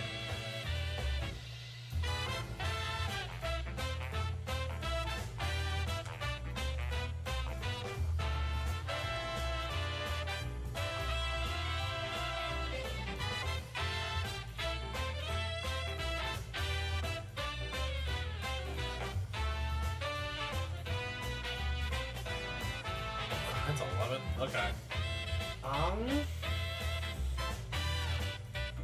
That was a dent. I just don't know if that's if I. Well, let me see where my shadow stuff is. Because that technically was going to be next. But I also thought I'd have more room.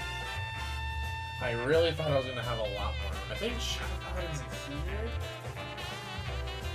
So that's here's. Yes, shadows are in here. Okay. Oh god, there's so much. 1, 2.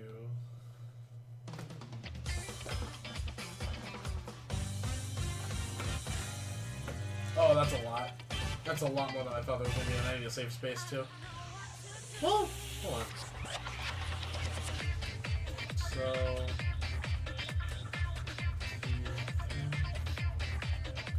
6-ish pages?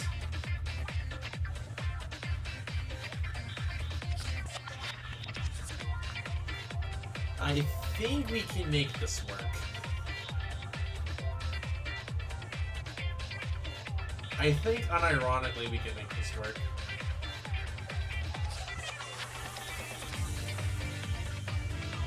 Oh, don't I have shadow stuff that needs to go in here, though?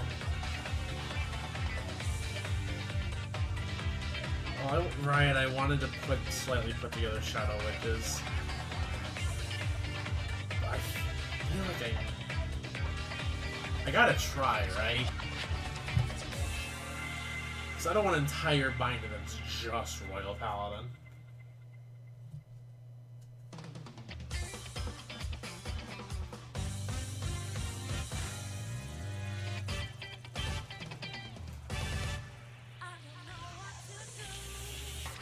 You know what? The song kind of got me feeling like that right now. I don't know what to do.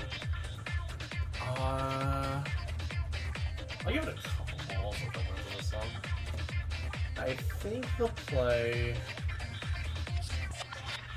Because I shouldn't have shadow stuff like loosely around like I did with some of the royal stuff. Everything royal or shadow paladin should be mostly together. So I think I can get shadow paladin here, and then past that, I'm not gonna be able to get golds. Do I have to really do 2 like United Sanctuary clans of binder? If I do, that's gonna feel so bad.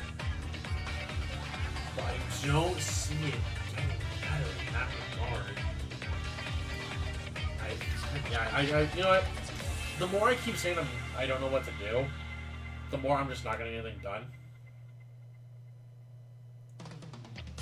So I think we're just gonna start taking our Shadow Paladin stuff out.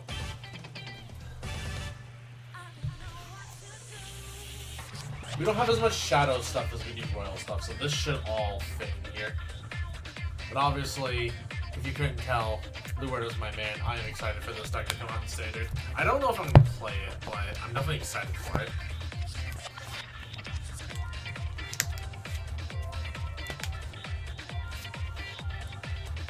I need to remember for Shadow Paladin.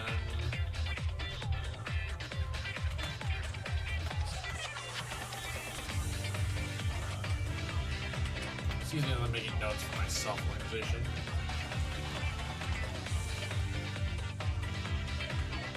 Okay.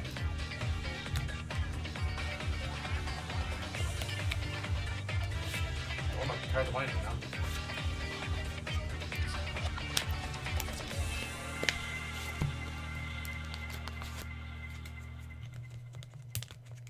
Oh, I did not grab that one. Whoops.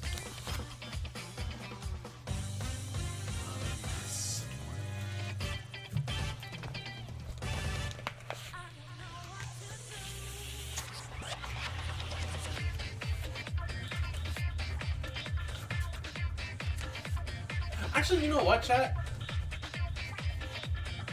I'll take this stuff out of the binder, but before we put it in, there's a video I actually want to watch.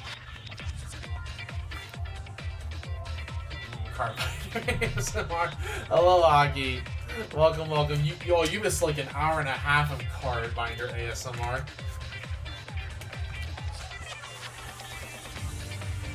We just finished, like, we took the entire stream so far to put one clan away. Which, because I know you're not going to know, I wanted to fit 3 clans in one of these X-Vault binders, but we put one in here, and it's like, out of the entire binder, we have like 6 pages left, roughly.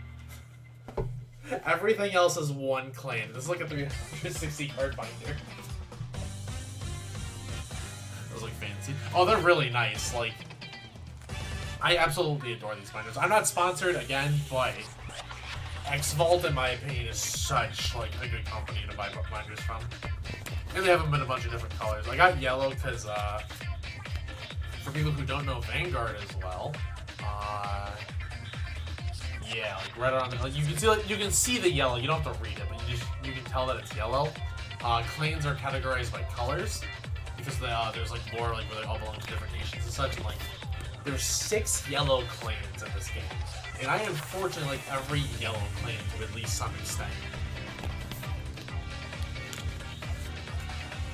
Different extents, but to some extent. So we gotta put everything away. And the goal is to move everything. Because, like, I just have stuff everywhere. And that's kind of my problem with it right now. Like, stuff is just in places. So I'm trying to be, like, somewhat more organized. Like, I don't remember which binder has what. I don't remember where things are. And it's, like, annoying for me.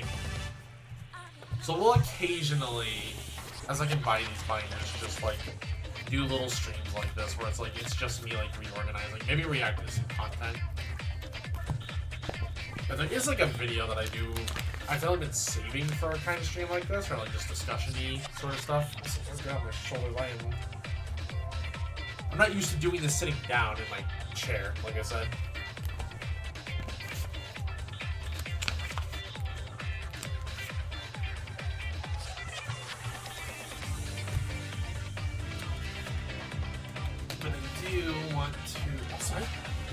I'm really not on 4 of these. I need to get a 4th. That is actually a card I know I don't want 4 of when I need to get a 4th.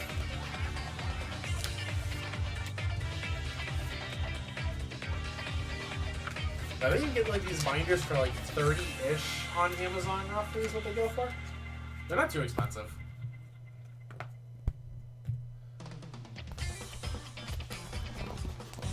If you want, remind me and I'll send you a link to it later.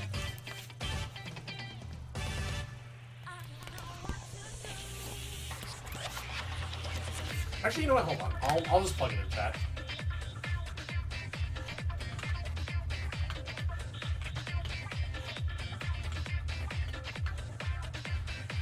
Excellent.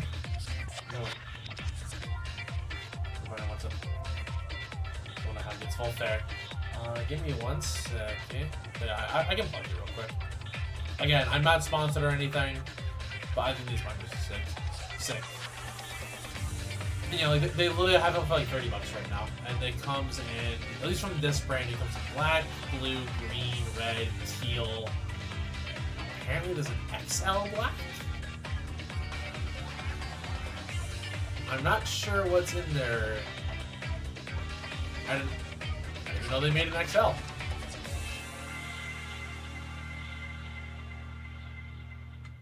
Actually, I need to get the card binder. My Pokemon cards it's getting full. Yeah, that's the link for these in specific. I have a couple of them, like I said. But also, I do know the feeling about Pokemon. I need to actually finish, like, my current Pokemon TCG collection, like, goal that I have. Because I'm, like, close enough, but I'm not quite there yet.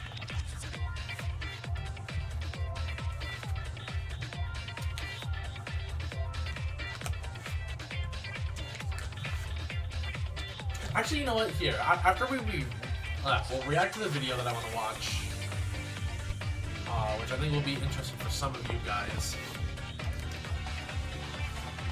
I'm not allowed to buy Pokemon cards sometimes with addiction real fast. I understand that.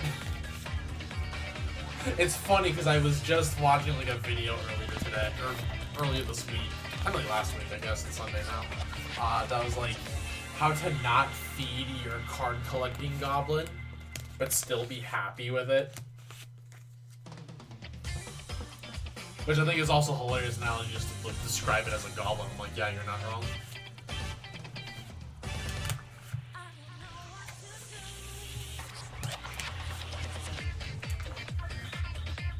I think we can put Shadow Paladin in the way, then I'll probably have to call it.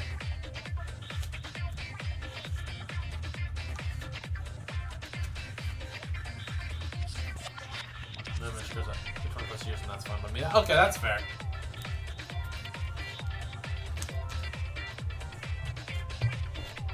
Actually, you know what? Hold on. Before I empty out this page, I'll at least like tease you guys. Just stick around real quick for after the video.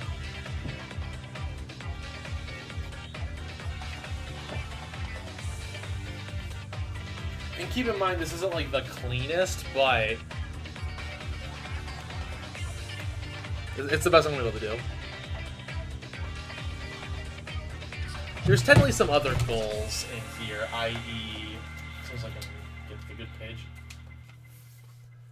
This is also a goal, but again, I'll show more of what I have for that later.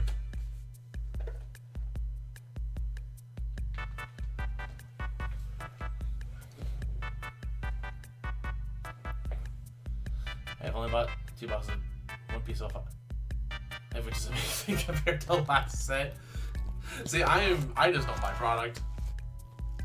Even though there is a Vanguard set in March, I want to say it's March, that I might buy a couple boxes for, because it has a lot of really good chase stuff in it. And stuff that I also kind of want that's telling on the lower chasing, so if I pull like decent, then I can definitely like get what I want. I probably could even buy the card I just want for like $10, but I'm like, you know what?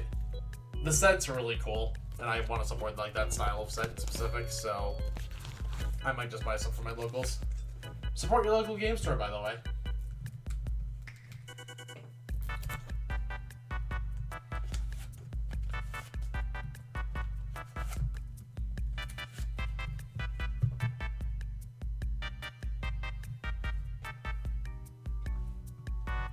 I would love to buy singles when 6 cards I need are 180. I'd rather buy a box.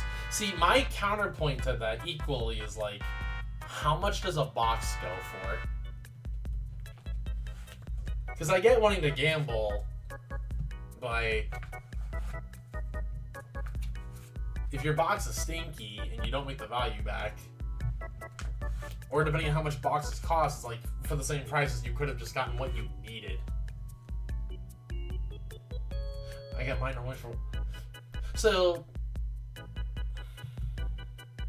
And I'm assuming by the 180 you mean collectively, or like each individual card is 180? Because I want to assume you mean collectively.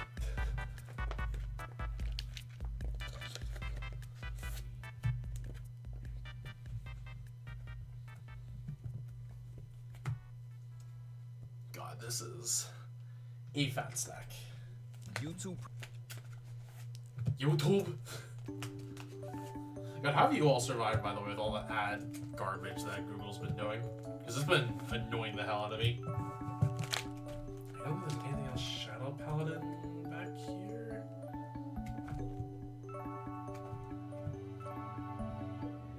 Ad blocker, yeah. I have ad blocker, but like Google, I mean, for those of you who haven't heard, Google's been like throttling on YouTube and such for anybody that has ad blocker if the ad doesn't reach the end, and it's like super obnoxious.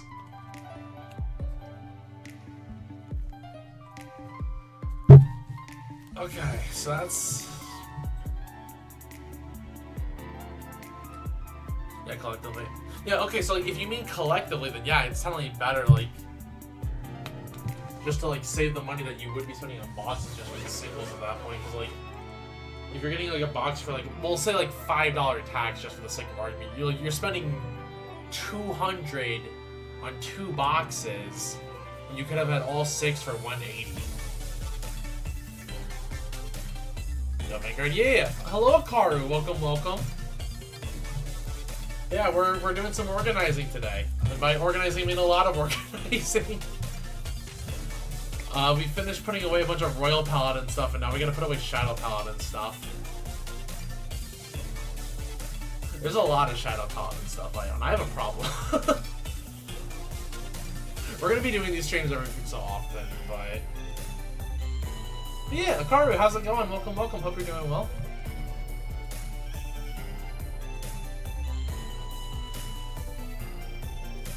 When YouTube start doing it, you can't watch videos, listen to an ad blocker and enable to start watching you in Discord as a private channel.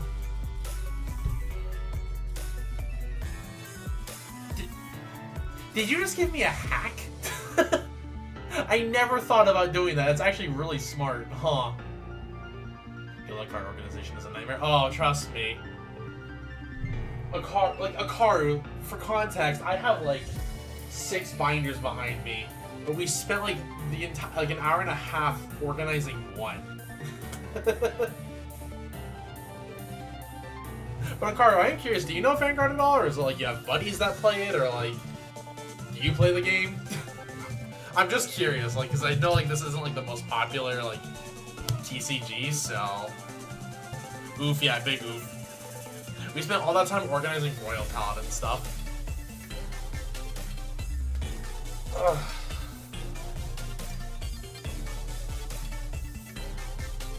But okay, I think we're gonna take a small intermission here. There's a video I want to watch about competing in TCGs that I thought was just interesting. And then we'll quickly like go through my Pokemon stuff, just because we've been talking a little bit about Pokemon TCG. I'm not currently like, what is it? I'm like, I don't have anything like, you know, Pokemon to organize, but buddy of mine showed it to me in elementary / middle school, and I ended up buying a starter to get the rebooted TCG a few years back. Oh, okay. I'm actually curious, like, well, first off, that makes me wonder how old you are, but second off, it's like, did you play in the V era reboot or the current D standard era when you tried it? I'm just curious, like, for context of also why I have so much attachment to this game, I have had the privilege actually of working with the company, not as like an employee. For record, all of my opinions are strictly my own. I do not represent the company in any way, shape, or form. But I was also a beta tester for the phone game that died, I think it was 2 years ago at this point, technically speaking. Either last year or the year before, I don't remember. Yeah, I absolutely adore this game, and there's like a lot that it means to me. So, but we're gonna take a slight intermission, I think, in the meantime. Whichever reboot was in 2018. Hold on.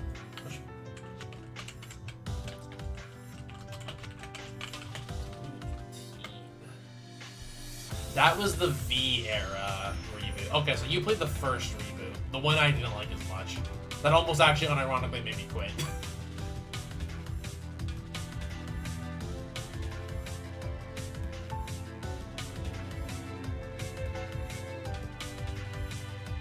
Like, I was not a fan of the TCG at that point in time. So, I haven't... Anyways, let me move this over.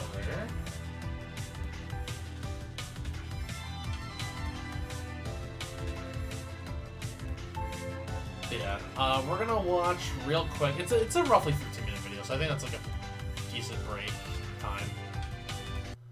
We're gonna watch Chris, aka Different Fights, aka Mr. Vanguard, for the community. His reaction on Are You Competing in the Right TCG? I've been meaning to watch this for a little while. And then PC full screen is the one. Yes. Alright. This video is a little bit older, and I just never watched it. So let's give it a go real quick, and then just give myself a break. I wasn't too crazy about it. I wanted to play the... That's the only...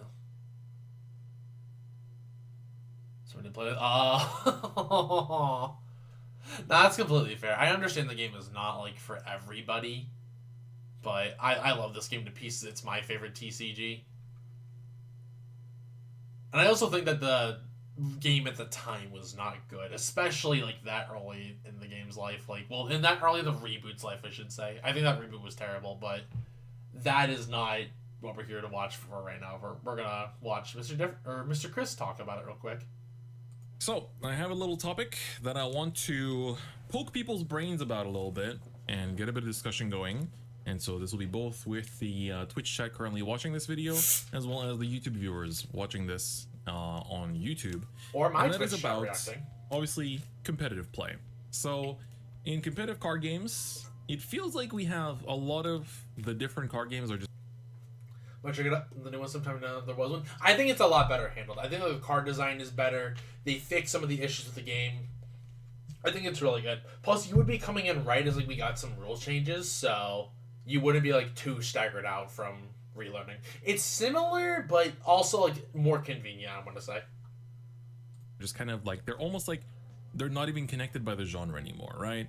Because you'll have, you know, you'll have Yu-Gi-Oh players and you have the best Yu-Gi-Oh players. You'll have Magic players and the best Magic players. You'll have Pokemon players and the best Pokemon players.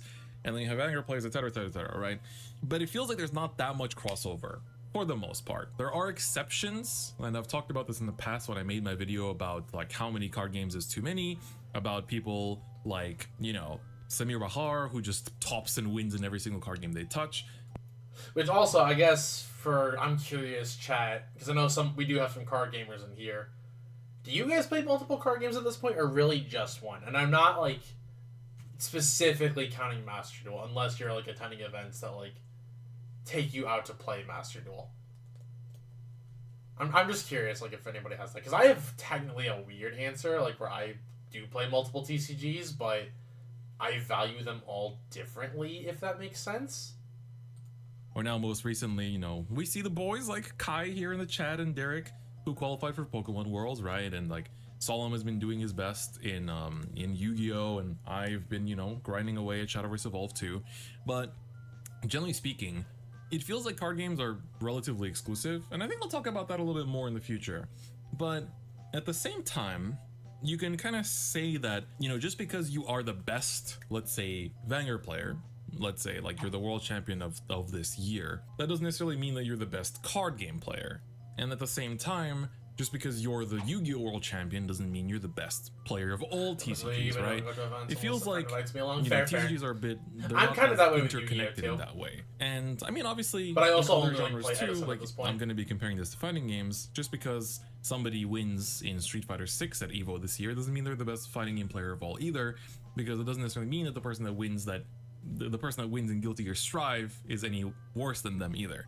But all of that put aside for a second, the reason why I'm making this video is because I was actually, a couple months ago, I picked up the book by, well, basically Umehara Daigo's autobiography, The Will to Keep Winning, and it's quite like I kind of want to talk about, like, I guess just like my frustrations with TCGs, but I feel like equally like that's not productive if we're talking about like competing in the right TCG. But I don't know, maybe that'll be like a discussion, like we can do another point. But I am curious, like, just like or wanted to talk about that, because like I view every game, like I said, I view different TCGs differently, and equally, like, while I love something like even Vanguard, like, which is my favorite, I do have my own frustrations with it right now. Which, granted, the recent tournament presentation I think was really good, but still, even that I have like a gripe with, which I'll talk about later. There are a few interesting things in this book. To give you a TLDR, the book is basically an autobiography where he sort of talks about how he doesn't prioritize or value winning as much as he does value learning and continuous self-improvement. So his passion is self-improvement.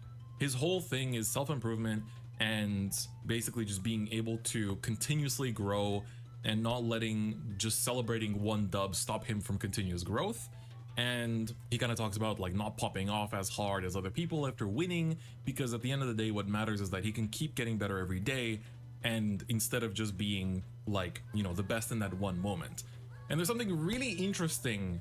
There's one small part in this that I think I read it, and most of everything I read until that part, I was like, I kind of agree with that. But then this one, I was like, huh, this is one thing I want to bring up and talk about. But anyway, so somewhere, if you want to actually read the book, somewhere in chapter 5, there is a part that says, choose the most competitive game. And in this section, I'm not going to read it here, but in this choose the most competitive game, he basically talks about that he makes it a point to choose the fighting game that has the most amount of competition, so the highest amount of players, and to avoid being stuck in niches. So this is very easily applicable to card games as well. Unironically, this is actually a little more topical than I thought it was going to be. I actually have been... you know, we can talk about it, I guess. We can talk about it. Cause she's literally Miyako for his deck fully built, taught me how to play, and then I one-tricked Angel Feather. Fair. I mean, Angel Feather's fun. I like that clan. But that's actually kind of the point, like, I feel like I've had with my frustration with Vanguard, where it's like, Vanguard is admittedly a small game. Like, sure, we're now in, like, probably top 5 for TCGs at this point. Like, I'd probably say it's Pokemon, MTG, Yu-Gi-Oh!, like, One Piece, Vanguard, probably. Like, maybe top 10, maybe I'm giving Vanguard a little too much credit, like, maybe Digimon's bigger, I don't have Digimon sales.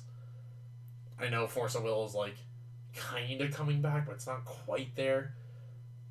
Shadowverse is also really big in Japan, so I don't know like how globally that affects everything because I know the West is not that popular. But like, I've had this issue with Vanguard for a little bit where it's like the tournament season feels so short because it's like it's different if you're in Europe where it's a lot easier to travel to events because a lot of European events are a lot closer to each other. But if you're in the U.S. and you want to compete, you basically have to fly to the next event. And I did that for Houston later last year, where I competed both in Chicago and Houston, and that was all I got to compete. Like I had to still pay for a plane ticket just to get to the event. And in Pokemon, like, but like that's like I only had those 2 events for the entire year. If I want to go and play Yu-Gi-Oh competitively, I can go to a Yu-Gi-Oh regional almost any weekend I want. Maybe not in my immediate city, but like in probably like one of the states that surrounds me, it's not hard to find a Yu-Gi-Oh regional. If you want to go to a Pokemon event, they consistently have Pokemon events. One Piece I know is picking up an event, but I also don't trust Bandai. Digimon has been kerfuffle, but they've also been pretty good about online competition. So I do feel like Bushy kind of needs to pick it up a little bit, which great. But again, they definitely showed like that they want to try a bit more. That mostly with Shadowverse, I feel. But to be fair, that's also Cygames that handles it, but sure, it's just a publisher. So I'm a little unsure how I feel about it.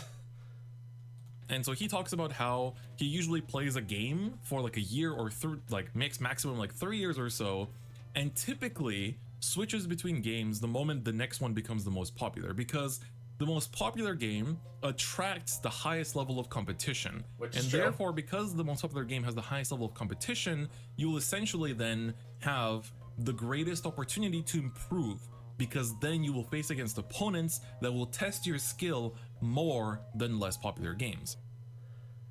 Slight problem, and I'm for the record, I am not disagreeing with that logic entirely. My main gripe is like when you have like very popular games, i.e. like Pokemon versus Vanguard, depending on how the prize pooling works, like you do have in some cases abundance of cheaters. Which granted, you have that every single game. I'm not gonna say like, oh, Vanguard doesn't have cheaters, blah blah blah, but there is like I know Pokemon is like abundant with cheaters, which makes sense when it's for cash prizing. Like I know Pokemon is like notorious for having like cheaters in that regard. Yu-Gi-Oh hasn't, I know Magic does, but I also don't know how Magic's competitive scene is looking at this point.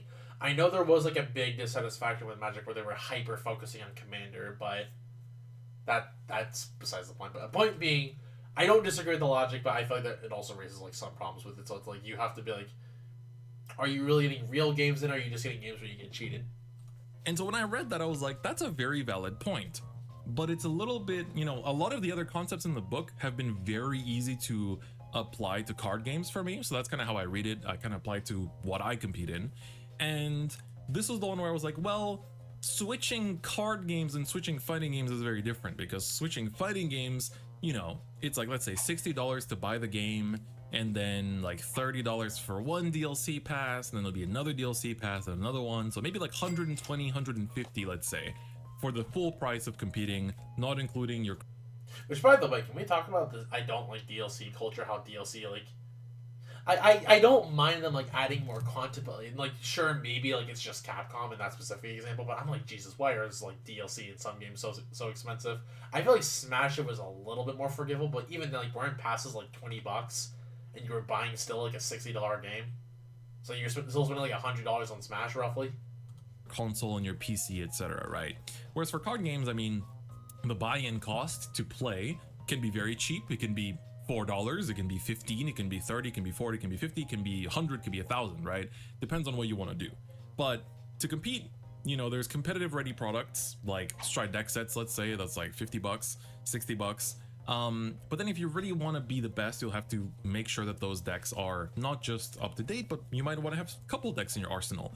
And the meta will also change as well, so you have to keep upgrading, and just for one game, you're looking to invest like $500 or something, right? So immediately the money argument makes it a bit hard to apply, but I didn't want to let that stop me from thinking about it and really just kind of like breaking down the idea of this whole argument. Do you mean new patches, or do you mean new games, or what? Or you mean switching games, or you mean like DLC drops. Usually a DLC pass lasts about a year, I want to say. So fighting games, to give you an example, right? From 2020. 2020 we had the release of Grand Blue Fantasy Versus, which was sadly released at the beginning of Unrelated, but are people still playing this game? Because there's still a part of me that wants to pick it up, even though I never stick to fighting games. I'm just afraid like it might be dead at this point. Because I think this game like just looks cool, and Grand Blue like has been catching my eye. Even like Relink, I think looks cool. I tried the gacha game once, but I didn't stick with it. COVID, so it didn't pop off as much, but a lot of people picked it up. And then I'm pretty sure the year after that was Guilty Gear Strive, where everyone went in on Guilty Gear Strive. And so that's already 1 year later. And then I think within that same year we had the new Melty Blood, and then after that we had the new KOF, and now we have Street Fighter 6 this year in 2023, and then we're also getting Grand Blue vs Rising this year, and there's also Tekken 8 coming out as well.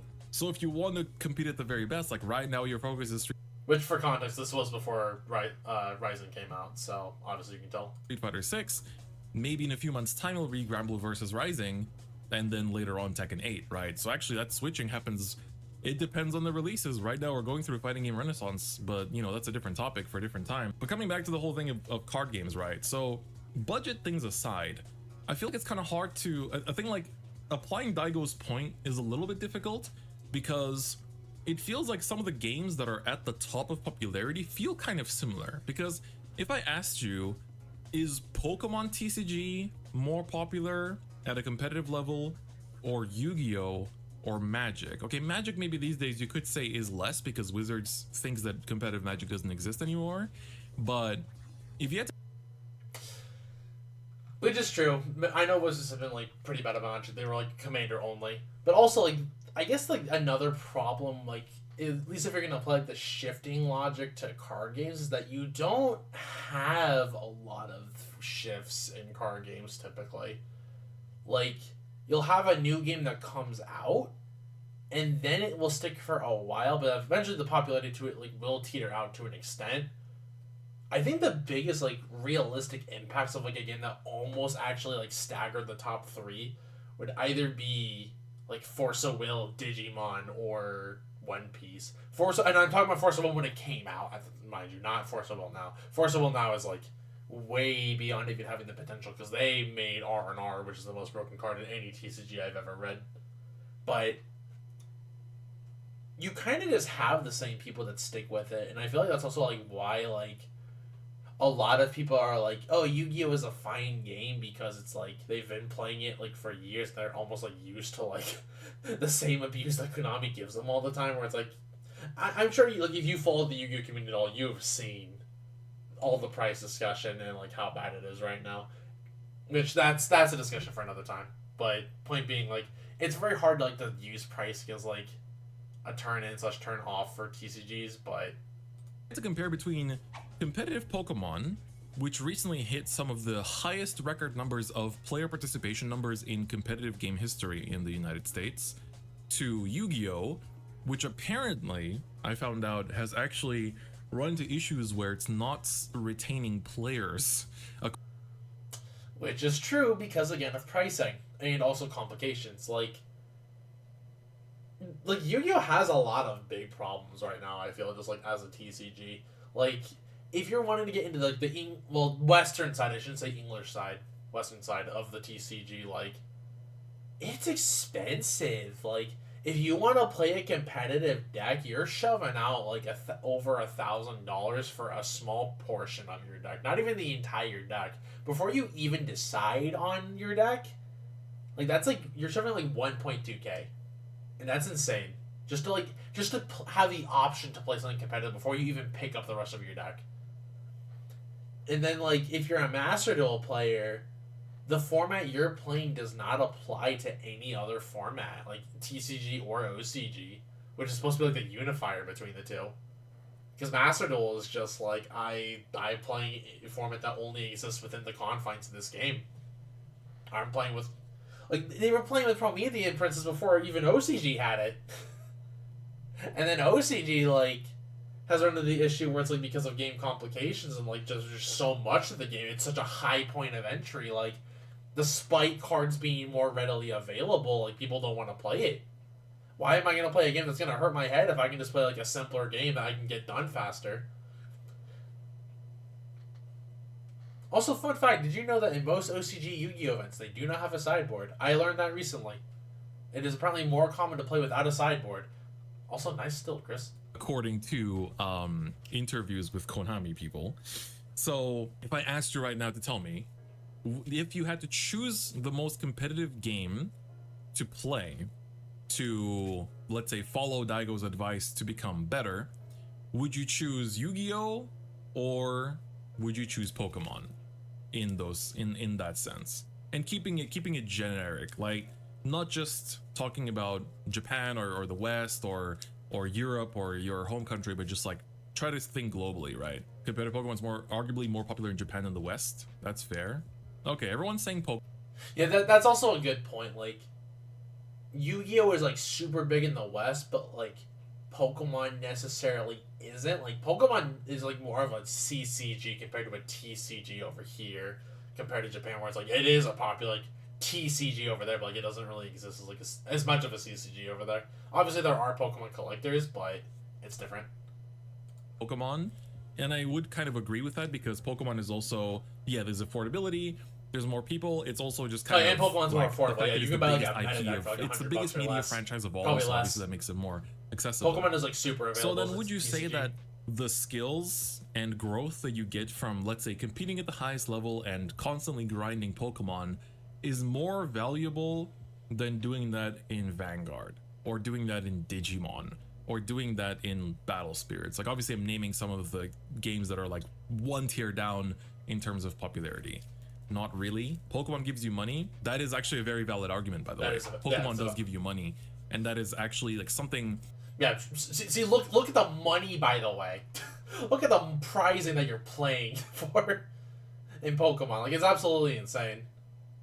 My big gripe, by the way, for why I don't play Pokemon, she's just like, one, I'd rather play VGC, and two, I don't like rotational format card games, which I think like is a different argument from Power Creep. And granted, you can argue it's the same thing, but I do. That is a tangible prize you get that turns into something, right? So your time that you put into competing can be converted into monetary value, whereas in other games that don't award money, that cannot. But that's, again, you know, a bit of a, there's like other companies try to shift that by doing prize cards that are worth a lot of money, so you still can get monetary value from them in a sense. So it kind of becomes a bit of a sticky argument. But thinking about that kind of this argument, I've also been applying it a little bit here and there too when playing other card games. And of course, you know, as most of you know, I've been chosen as one of the Shadowverse Evolve English Edition ambassadors. Congrats, by the and way. obviously I play a lot of Shadowverse Evolve these days as well, and I definitely do feel like sometimes, you know, playing, you know, Vanguard has been going through its own like renaissance of popularity, right? It's been getting its second wind lately with events hitting 1,000 players, and just even events outside of Tokyo hitting like into the high hundreds. Which, by the way, congrats to Anaheim as well for actually having a double block for standard. That's really big. For context, double block means like there's so many players, it doesn't make sense for them to run a single tournament, so they have to run 2 tournaments just to accommodate everybody. And like that also means more worlds invited. Like that doesn't happen a lot. For context, that doesn't happen a lot. In my entire like time competing in this game, I have seen it happen once at a Chicago event, and I think that was like really cool. But then in the same location where Vanguard hits 500 players, Shadowverse Evolve hits 1,800, and just like, ooh, right? I could be meeting much more high skilled and much more like I could be learning so much more from competing with players that maybe surpass the level of skill that I would meet on average in Vanguard, for example, right? So yeah, I think Kai also brings up an interesting point there in the chat. Nothing can compete with the amount that Pokemon invests, which they don't expect to receive a return for, which makes it uncomparable. That's right, like Pokemon makes too much money off of the IP that they can afford to throw so much money into the circuit, whereas other companies can't afford to invest that much into it as well, right? Sure. And yes, true. Like Pokemon staples are very accessible as well, so that kind of coincides with the cost argument. Hold on. Let me go back real quick. And yes, true. Like Pokemon staples are. A Charizard is like $20. We can talk about how a Charizard is $20, but everything else is like omega cheap. Also, I think this Charmander, if I remember right, is like an alternate art. So you probably can get that Charmander even cheaper. Maybe. are very accessible as well. So Like, Pokemon that is, like, kinda so available as a coincides game, with it's the insane. cost argument. So I'm glad we're having this discussion. It's like not just me presenting my points, but it's also a discussion with chat, because I think it's kind of interesting. Like, can you justify, like, let's say, right, if we let's say take Daigo's argument, right, of in order to pursue the passion of self-improvement, we switch games to the most popular one at the time. So let's say Vanguard was at a pretty high popularity amount during late G. Let's say we played super competitive in late G, and then let's say Yu-Gi-Oh pops off with the toss format, and you go play Yu-Gi-Oh at the highest level. And then That's now, a great format. let's say during COVID, the only, in my opinion, the card game that had by far the highest concentration of skill during 2020 and early 2021 was Digimon. I was saying, I Everyone was from thinking every game was Digimon. playing Digimon. And so, let's say then you played Digimon for that period. And then, after Digimon died off a little bit, you know, the hype kind of like simmered a little bit, I would say that's when Pokemon picked up, right? Once IRL play came back, the company that did it the best was the Pokemon company. So then you went ham on Pokemon. And then One Piece comes out and everyone's playing One Piece. So then you go play One Piece. And now Pokemon is hitting record high numbers again, so now you go play Pokemon. Is that sustainable? No. Like, let's say your goal. The long-term answer is no, especially when you realize that TCG payouts are like super bad. And like you can even say that Pokemon has like such a high like payout, but Pokemon is not cheap when it comes to like actually playing the, like, the deck is cheap. Like you can build your meta deck for like probably at max you're paying like what, 150, probably not even that. I'd be surprised if there even was like a meta Pokemon deck at 150. Like you can probably build a deck somewhere between $50 to $100, right? But getting in the door for Pokemon is insane. Because unlike in other TCGs, for one thing, it's not just enough that you win a regional to get your invite to the next level, right? Be that Worlds or like national / intercontinentals, whatever you want to call it. You gotta pay first off just to like get in the door, because they like will say like, hey, to even enter the Pokemon area, you have to pay money. Then you have to pay for the event itself. That's 2 different tickets, plus you're paying for whatever travel accommodations, like be it plane, gas, hotel, and then hotels. Like, Pokemon itself is a cheap game, but it's so much just to like play competitively. I know a friend of mine and I were like talking about getting into the VGC circuit, and that's cheaper than the TCG technically. Like just in the context of like you buy the game once, you get the DLC stuff, and that's it. Like everything else, like you have the content for the entire like couple of years. Compared to Pokemon, where it's like, oh, like Pokemon TCG, where you have to buy like cards consistently, but it's not a sustainable system. Like for the player to consistently swap off like that. Isn't to be the best at a certain card game, but is to be the best TCG player, period. You want to prove yourself across every single title, and you just keep choosing the most popular title at the time. So if you have money, yeah. But the thing is that at the same time, I feel like you have obviously costs a lot of money, but at the same time, you'll have in a lot of these card games, you'll have someone that's constantly grinding that one game. And by swapping in and out all the time, you still kind of have some things where no matter how much time you put in, there will be someone that, let's say, like maybe, I mean, let's say you play these games professionally, right? So you put all your time into it. You know the card pool even when switching around. I feel like somebody that's dedicated to that one game because I think like the popularity switches between games. It's rarely that just the newest one is the most popular. Here in Japan, it is. So like when Shadow vs. Evolve came out, it was the most popular. And now it feels like Pokemon, Yu-Gi-Oh, Shadow vs. Evolve, One Piece are like the big 4 that are standing at the top of like TCG popularity. And I guess Duel Master's also kind of there, it's like 5. And I feel like, yeah, like a lot of people, yeah, they actually do like sell and buy decks at the same time as well. So it's like you compete, finish competing, sell everything, buy into the next thing, and just keep rinse and repeating, right?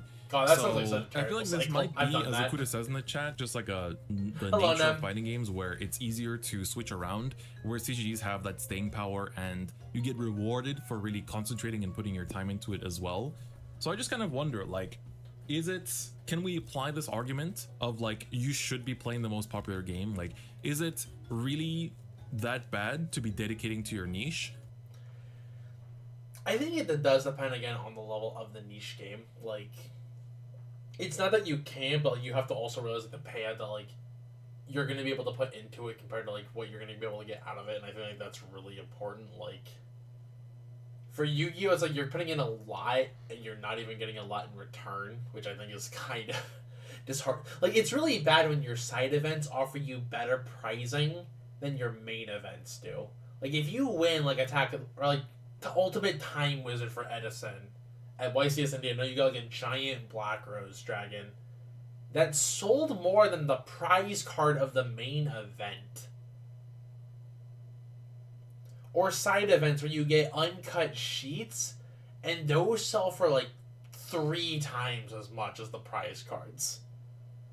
And it's really bad if you have like meta relevant prize cards like Minerva or Giant. Oh my god, I remember when Minerva was like $1,000 card. That was not a good time. Like maybe if you want to truly reach the highest level of play, maybe you won't find it in Vanguard, because some of the best players, like it is actually true, some of the best players from Vanguard have hopped to other games, right? Some of them play Yu-Gi-Oh, some of them play One Piece, some of them play Shadowverse Evolve, some of them play Pokemon, and... Which kind of going on the Vanguard point again with that, like, it's really hard just to take Vanguard, like, as your main game, because when you look at Vanguard as, like, a TCG, like, you have... For most Western players, it's 2 events a year. You're going to have your Spring Fest, and then you're going to have your BCS. BRO, I think, was a great one, because it gave you, like, technically 3 more with 1 of each format. But that's it. You still, like... It's really hard to justify Vanguard as a main game when there's so little. Obviously, like, if you live in, like, an area where it's, like, you consistently have community events, I think I know people will have mixed opinions on Ultra Reality games. I think ARG was admittedly a very good thing because it gave just more events in general for the game, which we don't have a lot of. IYG was the same thing, even though IYG was very secluded, but, like, because the pricing, like, was cool, like, it was really good art. I'm gonna admit it. I wish I had some of those IYG mats. I've started them on eBay a couple times. But, like, the quality that people just put into events, like, also the fact that Japan also has the VGCS stuff. Like, I know Australia, I think, has ran a couple recently, but, like, regardless, like, there's just not as much, like, to compete in, so there's not as much reason to compete in. Like, Vanguard specifically. Meanwhile, Yu-Gi-Oh, like, people are gonna play, like, 1 out of nostalgia, and 2 to justify spending as much as they are. Like, if you're gonna spend $1,000 on an engine for your deck, you better be playing in, like, every single Yu-Gi-Oh event you can to justify that $1,000 for your deck. You know, so should you always just focus on the game with the highest concentration of high skill play in order to become the best? That's kind of, I think, what this video is trying to ask, and I'm not really sure if it is, right? I feel like to an extent it is valid, and that's why, like, you know, focusing on Pokemon, for example, is very rewarding. And it kind of begs the question, it's like, the time you're putting into getting better at Vanguard, could that be put into somewhere else? And then I saw this tweet from everyone's good friend, Outer Orange, the other day, where I think also, yeah, as Ronan says in the chat, it's like playing multiple games teaches you different things, so it's not a bad thing to hop around. We mentioned that in a previous video too, but I like this tweet from Orange the other day, where she wrote about, I do want to read this real quick. Playing One Piece CC feels like I picked up a controller for the first time in a hypothetical insanely high skill level platform game. The matchup knowledge is insane, and card games are so neck and neck. The mountains are pretty steep and winds are satisfying AF. SVE has a similar feeling to this too, actually. Big problem with SVE, at least in the West, is just the fact that, like, you had no events to compete in. Like, I actually am so glad they changed Shadowverse Evolve's Western system, because it was bad stateside. Branching into other TCGs has been really fun. I will say it does show where Vanguard lacks when it comes to rewarding play. Vanguard has a it's not the same at all. Vanguard has been lacking in this area, which I feel depends on the form, but I don't disagree with that statement generally speaking. But that's more so game flow, and, like, also this is me being salty about overtriggers. For those of you that are watching this that aren't part of the Vanguard community, Outer Orange is a Vanguard content creator and player, and so she wrote, playing One Piece CG feels like I picked up a controller for the first time and about to tackle this insanely skill-leveled platform game. The matchup knowledge is insane and games are so neck and neck. The mountain is pretty steep and winds are satisfying AF. And then she says, Shadowverse Evolve has a similar feeling for this too, actually. So branching to other TCGs has been really fun. I will say it does show where Vanguard lacks when it comes to rewarding play. Vanguard has it, but it's not the same at all. Vanguard feels lacking in this area. Which also, I know Orange also wasn't like the most in love with Evolve, just because it's like, again, like, where are you competing? What's the reason for investing in this TCG? But again, good job with the presentation. And that's kind of what I know brought that's this be video like, on a little bit. Obviously, I don't mean to shrug Bush everyone's dick on that, but like, and granted, this is obviously before like that presentation, so some of this is like not invalid, I want to say, but just like, you know, you have to consider the time frame of when we're watching this compared to when this was made. But me reading the chapter was the first thing that inspired this video, but reading this, you know, where Vanguard doesn't necessarily reward you for skilled play as much, obviously because of a lot of the skilled, not the skilled, the luck-based mechanics like VOT obviously does take away from that. But I feel like some of the more recent games like One Piece TCG and Shadowverse Evolve definitely does reward you for high skill play, and you feel it quite quickly. And Pokemon TCG has been like historically quite good about it too, as well. So this video doesn't necessarily have a conclusion or a point it's trying to drive. I'm just kind of throwing a bunch of ideas at you and a bunch of... You know, I feel better that he said that because I wasn't sure like how I was supposed to wrap this up either in terms of reaction. But yeah, like it's just like weird like to think about. Like you do have to decide what you want out of a game, and like if you are like getting what you want out of a game. I admit, like I feel like I have ups and downs with like Vanguard's lighter season. I wish we just had a little bit more. Like BRO, I think was like a perfect sprinkle to it. Or like I wish I could hit up like a second BCS like reasonably without having to fly out to Houston. But you know, of discussion points, and I want to hear your thoughts as well. So let me know in the comments. What do you think? Is it sustainable to pursue just becoming the best TCG player by playing the most popular game at the time? You know, Kai gives us, as someone that's doing it, Kai says, Pokemon is so satisfying to play. Opening Lugia plus 2 Archeops plus Ultra Ball is the epitome of satisfaction, bro. Such rewarding gameplay. But I think that it's an interesting discussion to be had. And I do know some people, you know, they ask themselves the question is like, oh, should I be playing this TCG when I could be playing Pokemon? And I could be, you know, I would have this super high production live stream where I'm at the spotlight and I can be winning money and all this kind of stuff. Or like Shadowverse Evolve, where it's like there's no money involved, but the prize is like the prize card for the most recent GP is, I saw it in a store recently for 800,000 yen.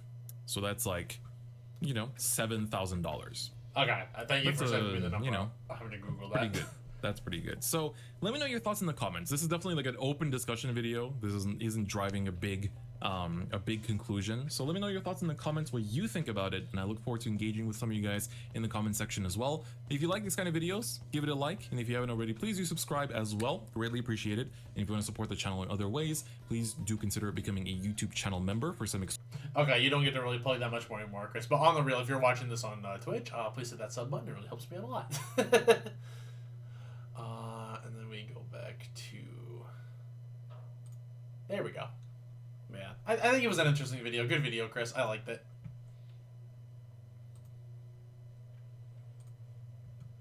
It does bring home some thinking points, though, and I'm not entirely sure how I feel about it all.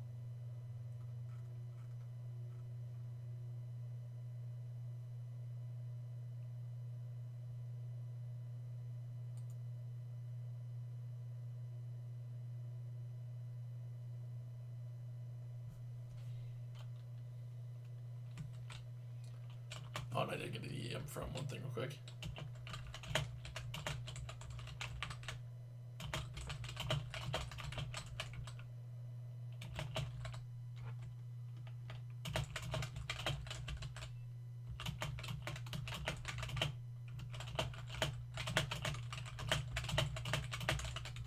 Okay, there we go. I just had to respond to a question pinged at me really quickly.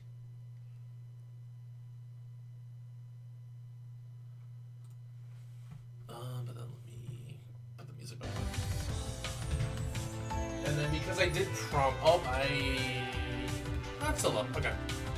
Because I did promise to show you guys real quick. That is not my OBS. We're gonna quickly flash through this. This is my current Pokemon TCG stuff, like collection-wise.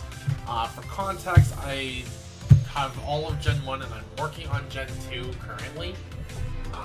but it is basically all of like the original prints of stuff.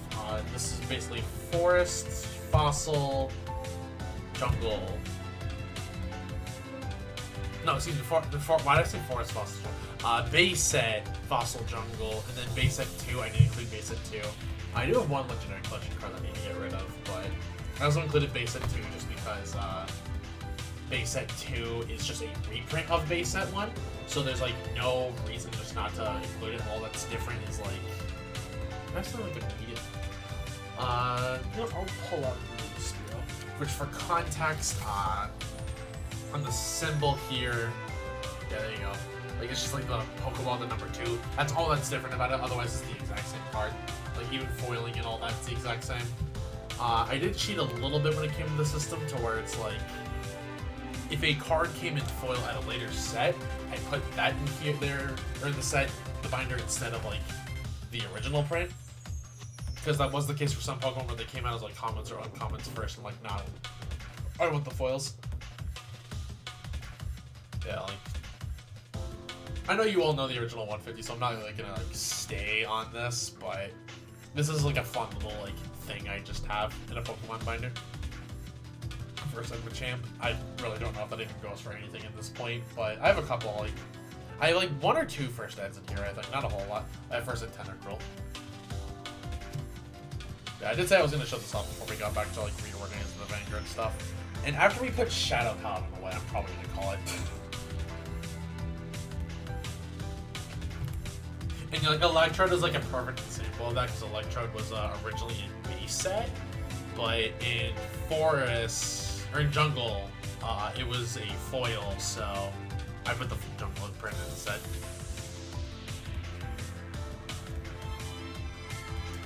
Just like other stuff. I apologize if this bottom right corner is like cut out. Also, I guess the show is like cool I have, which technically is like another cheat card, but it's one of my favorite Pokemon. Aerodactyl, you can kinda say, I mean, like the text is like blurred out regardless, but in this like bottom right corner, this is a pre-release Aerodactyl, which I didn't even know Pokemon had pre-releases back then. I didn't even know about that at all, so I just picked up a pre-release Aerodactyl because I thought it looked cool. I'm gonna eventually just get like a regular fossil Aerodactyl, an Ancient Mew and the full art 25th anniversary Pikachu. And then Johto. This is the current quote-unquote project, but I've been slow about this. After Johto, I don't know if I want to continue or not, because that also was when the, not just the initial boom of the Pokemon TCG went down in popularity, but like a lot of design changes were made different, and obviously you can tell there's a lot more gaps in here. I do not have anywhere near all of Johto. I have like an entire list from like different sets and such of like what I need for when.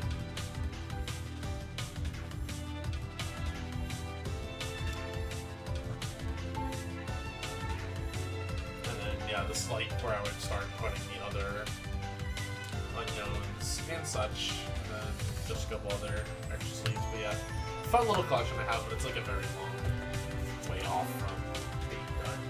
I don't know, like I said, I don't know if I want to go for Hoenn or not, but now we gotta go back to putting all this shit away.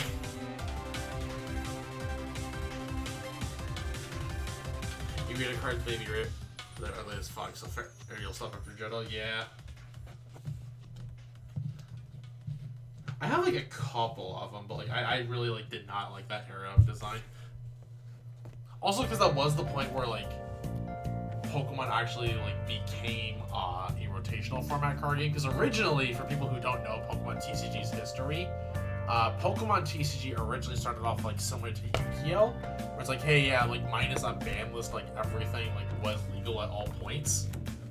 But then when they got to Hoenn, they decided, nah, the game was just going to suffer too much at this point. That's where they went rotational format. Which, for people who don't know what rotational format means, because I know I, again, have a lot of Yu-Gi-Oh players, it's where, say you have like 5 sets, like, legal at a time, right? So you have like set 1, 2, 3, 4, 5, and then they announce set 6. Set 6 will rotate in, while set 1 will rotate out. So unless a card from set 1 is in sets 2 to 5, it's no longer legal. Which they do is usually like either reprint stuff or like put it in some other way. It'd be like, hey, we're putting this product, and it's like an in between, which doesn't count towards the rotation, and it reprints a bunch of stuff from like set 1, and it's legal for this format. That's also why Pokemon really tends to like hold a cheaper price point, because with that rotational format, like, you know, it doesn't make sense for like cards to be expensive if your card is not going to be playable in like a year's worth of time.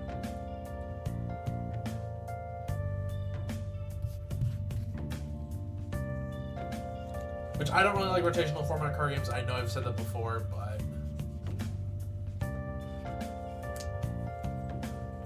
let's start slapping the words in. You know, I actually well, no, I should put the V stuff. Well, I'm not gonna have the room for that regardless.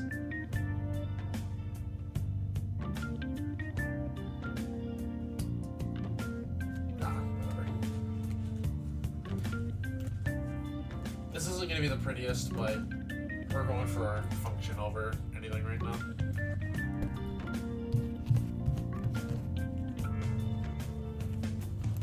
Hey, what all did you think about the Chris video? Does anybody have any comments that they want to share with? Maybe we get a little bit more discussion as I'm putting all my Shadow Paladin stuff away.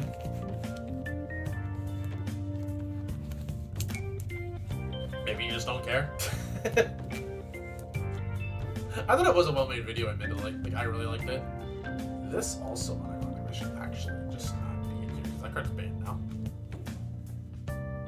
Technically, Phantom Blaster is, like, playable, quote-unquote. Well, no, it's not really I mean, it's playable because of a banned card. Do I keep this in here is my question. Do I actually just keep the Phantom Blaster?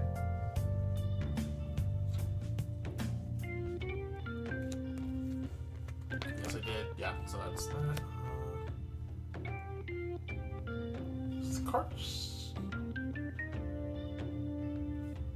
Not in here. I think that's the point. Just don't keep it in here.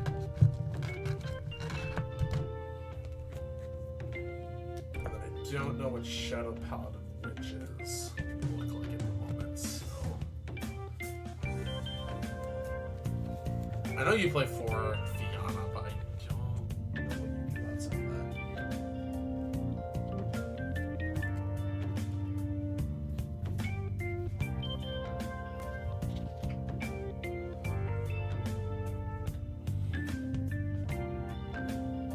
You know, I'm gonna assume that you just play 4 for that'll be the end of that discussion.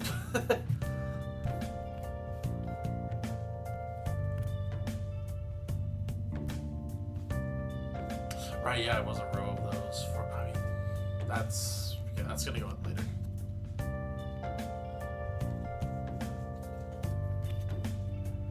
So that's gonna be the promo. Let me slap in the Magnus.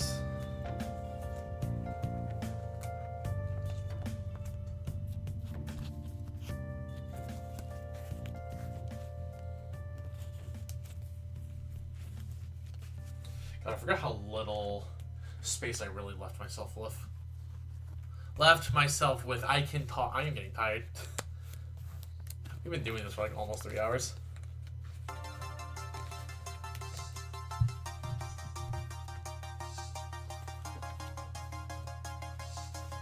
I probably can slap the damn put in here somewhere. So I hope I can slap the damn put in here somewhere.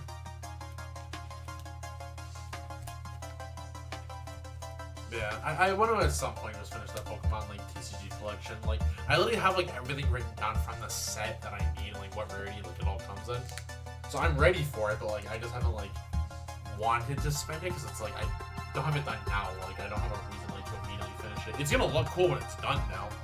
So that's part of why I want to finish it.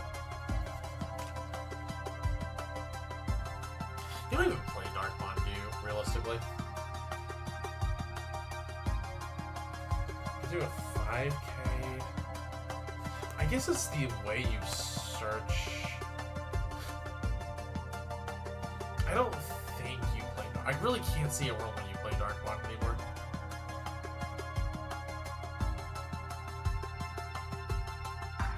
Oh, I did not even realize that my Dark Pride had a bend in it.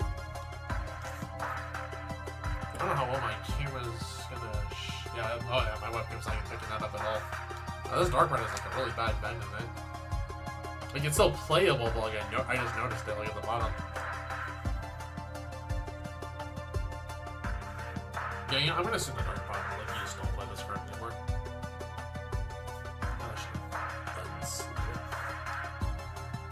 I don't remember the last time I saw Shadow Paladin with it. Oh, actually, there's the witch chick. To be fair, I don't even feel like you play a bunch of the stuff anymore, but that'll be if I ever decide to like clean out cards.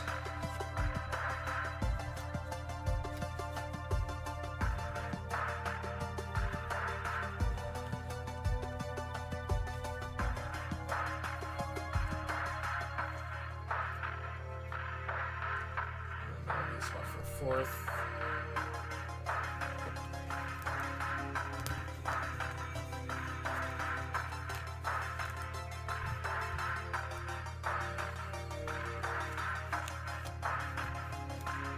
The best grade one in all of Shadow. Should I actually consider the press generator? I can always redo this later, the rest of it if I need to. I feel like that's a little much to do. Also, you know what? I realize I'm gonna have to hope I have space for Shadow Paladin later, considering I forgot they're getting more support soon. Unironically, this clan is getting more support soon. I completely forgot about it.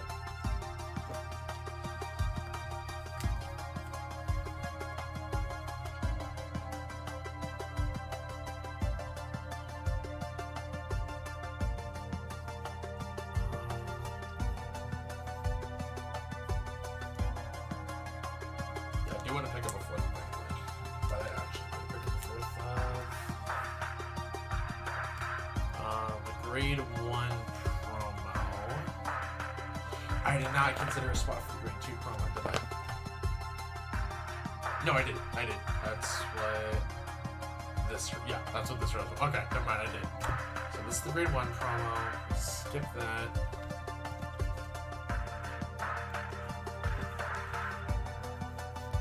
Slap these in here because I'm assuming you play 4 of her and witches.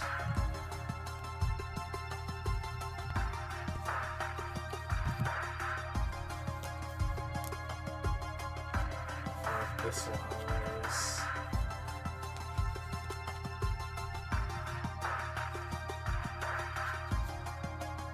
You play 4 of this guy? I guess you do.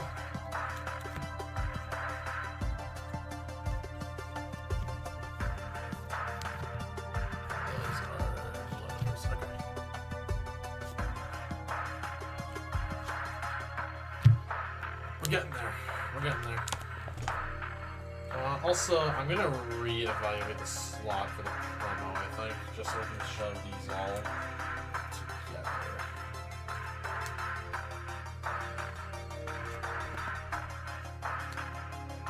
So that'll be the promo, and then this goes here.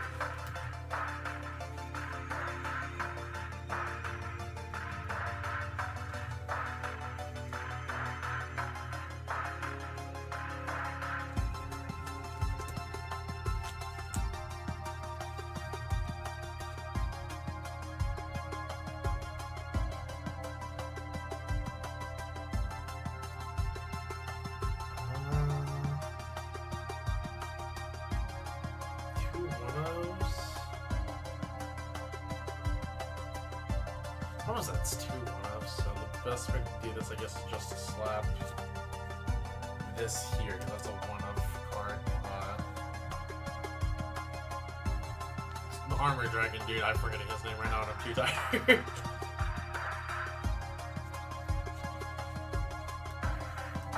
So more Abyssal Owls with a different one. So this chick. Swordbreakers. God help us if we ever actually go back to Swordbreaker. Would be funny though if we never start playing Swordbreaker again.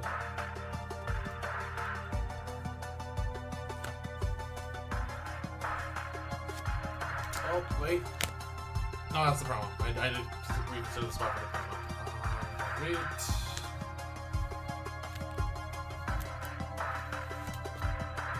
Do I have any stands that I want to though? I don't know if I do. I have a couple stands I only want two of apparently. Okay.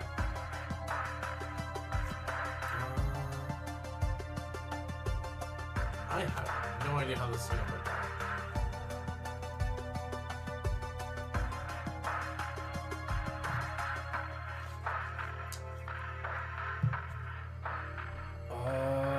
Huh. This is the worst if we leave space, I guess.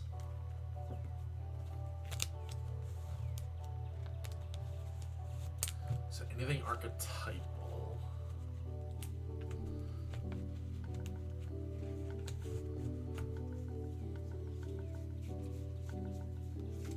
And then I need to grab the other crits that are in here. Yeah, how all of you enjoyed the stream tonight while I'm sorting cardboard? Has it been fun? Is this something you want to just do more of? Is there like something that I could do to make this better? Any and all feedback I think would be great.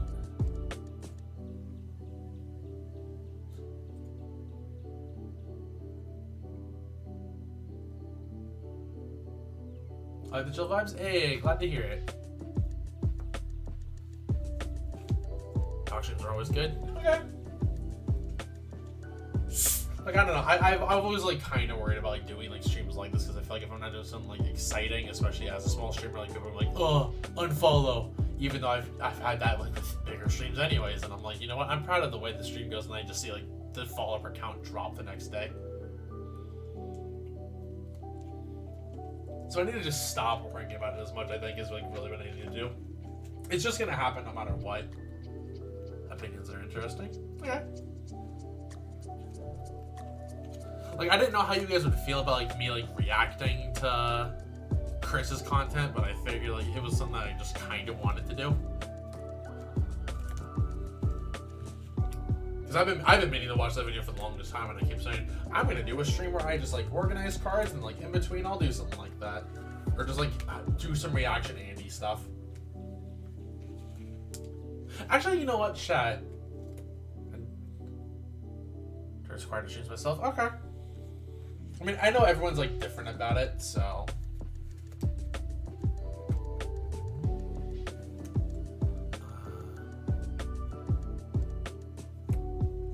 There's that, and then I leave.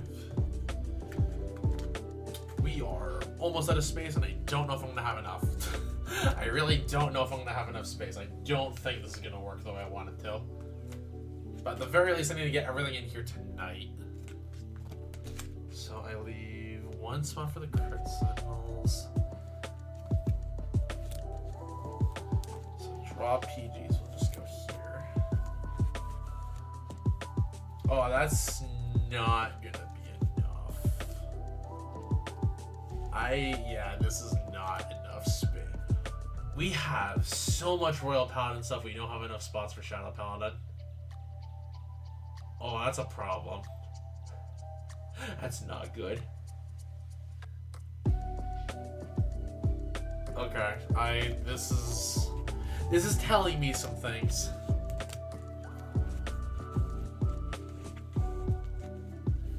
Because this does not really solve a whole lot of what I was hoping to get done in the future. Also, I don't remember, did I do grade 0 heals and then grade 3 heals, or did I do it the other way around? I'm hoping I did 0s into 3s. I did 0s into 3s, okay. Yeah, 12 slots I don't think is going to be enough for what I need.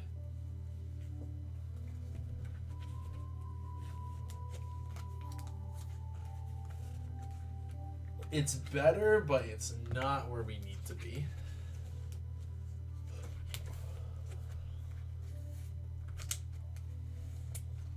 And the reason why is because there's obviously more than 12 cards in the... I really should just get rid of some of this stuff. Like, I don't need everything I have in here number-wise, but I don't know where else to put it. And like, sure, I probably could have optimized a little bit better, like, but I'm trying just to leave some space for like future proofing. Like, I know what these are gonna be. Like, these are like cards that are out. I just need to get. This is a card that's going to be coming out probably later this year. Also, I thought that was a smidge of a card.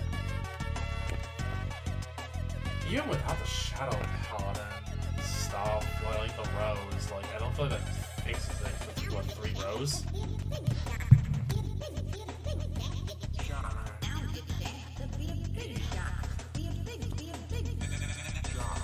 Yeah, that does not fix the problem. Okay. Well, I'm gonna have to ponder this then. I almost wonder if it's worth it to just get a binder for like the extra deck stuff for this game as like its own binder, and then sort it by clan that way, and then just like keep like these binders of like the main deck stuff. That might be the play, because like if I didn't have like, if we got everything from the main deck in at least for Shadow Paladin and Royals, it wouldn't fix the issue of like having to build stuff, but it gives me a little bit of wiggle room for promos and such. Equally, I probably could just get rid of some Royal stuff. Like, I don't think I'm ever gonna put like everything that's in here. If I take out the Jewel Knight stuff, then it's also a problem too. I don't know. I think that's a problem for me to figure out. Which is, like, it's the cop-out way of saying it, but I do think it's just something I need to, like, consider for some of the, like, this in the future. Because obviously, like, if it's only 2 clans of binder, that's pretty bad. Which, granted, Royal Paladin is one of the 2 clans I own the most for, so it makes sense, but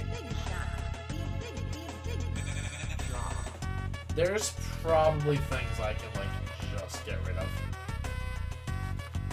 There are probably things within this binder that like just can go.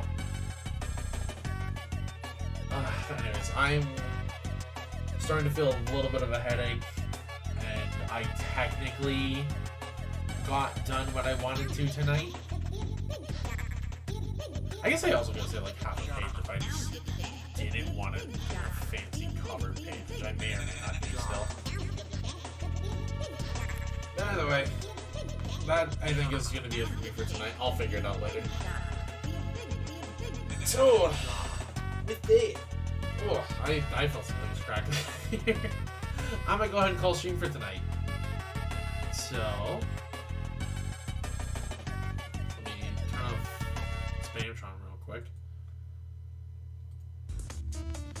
Thank you guys very much for watching tonight's stream. I hope you all enjoyed it and it was something fun and different for you guys. We'll do more of this later. If you liked what you saw and haven't already, please hit the follow button. It really helps me out a lot when you guys know. If you want to financially support me, the stream, all the goodies that happen on here, for subbing, gifting a sub, donating, all that other fun stuff. I understand money is tight for a lot of people, so please don't spend what you don't have. Focus on your own lives first. If you want to hop in the Discord, there's a link to that for you. Please follow me on socials and all of that. Platform of your preference. Whatever works is fine by me. And for the people that did watch the stream tonight, if there's suggestions or like things you maybe want to see the next time we do one of these, I don't know when that's going to be, but whenever we do one of these next, let me know and I can try and make that happen. But yeah, that's it for me. Thank you all very much. You guys have been awesome. I appreciate each and every single one of you. I will catch you guys, I think, Tuesday or Wednesday? That's what I said? Tuesday. We're going to be back on Tuesday for the Theme Chronicles and Master Duel. Yeah, that's it for me. Thank you all very much. I'm not going to make you guys stick around for a raid just because, 1, I don't have the energy for it, and 2, I know people got to get to work in the morning, and I know this week is going to be draining for me. So yeah, thank you all very much. I will catch you guys later, and have a good night, everybody. Goodbye, friends.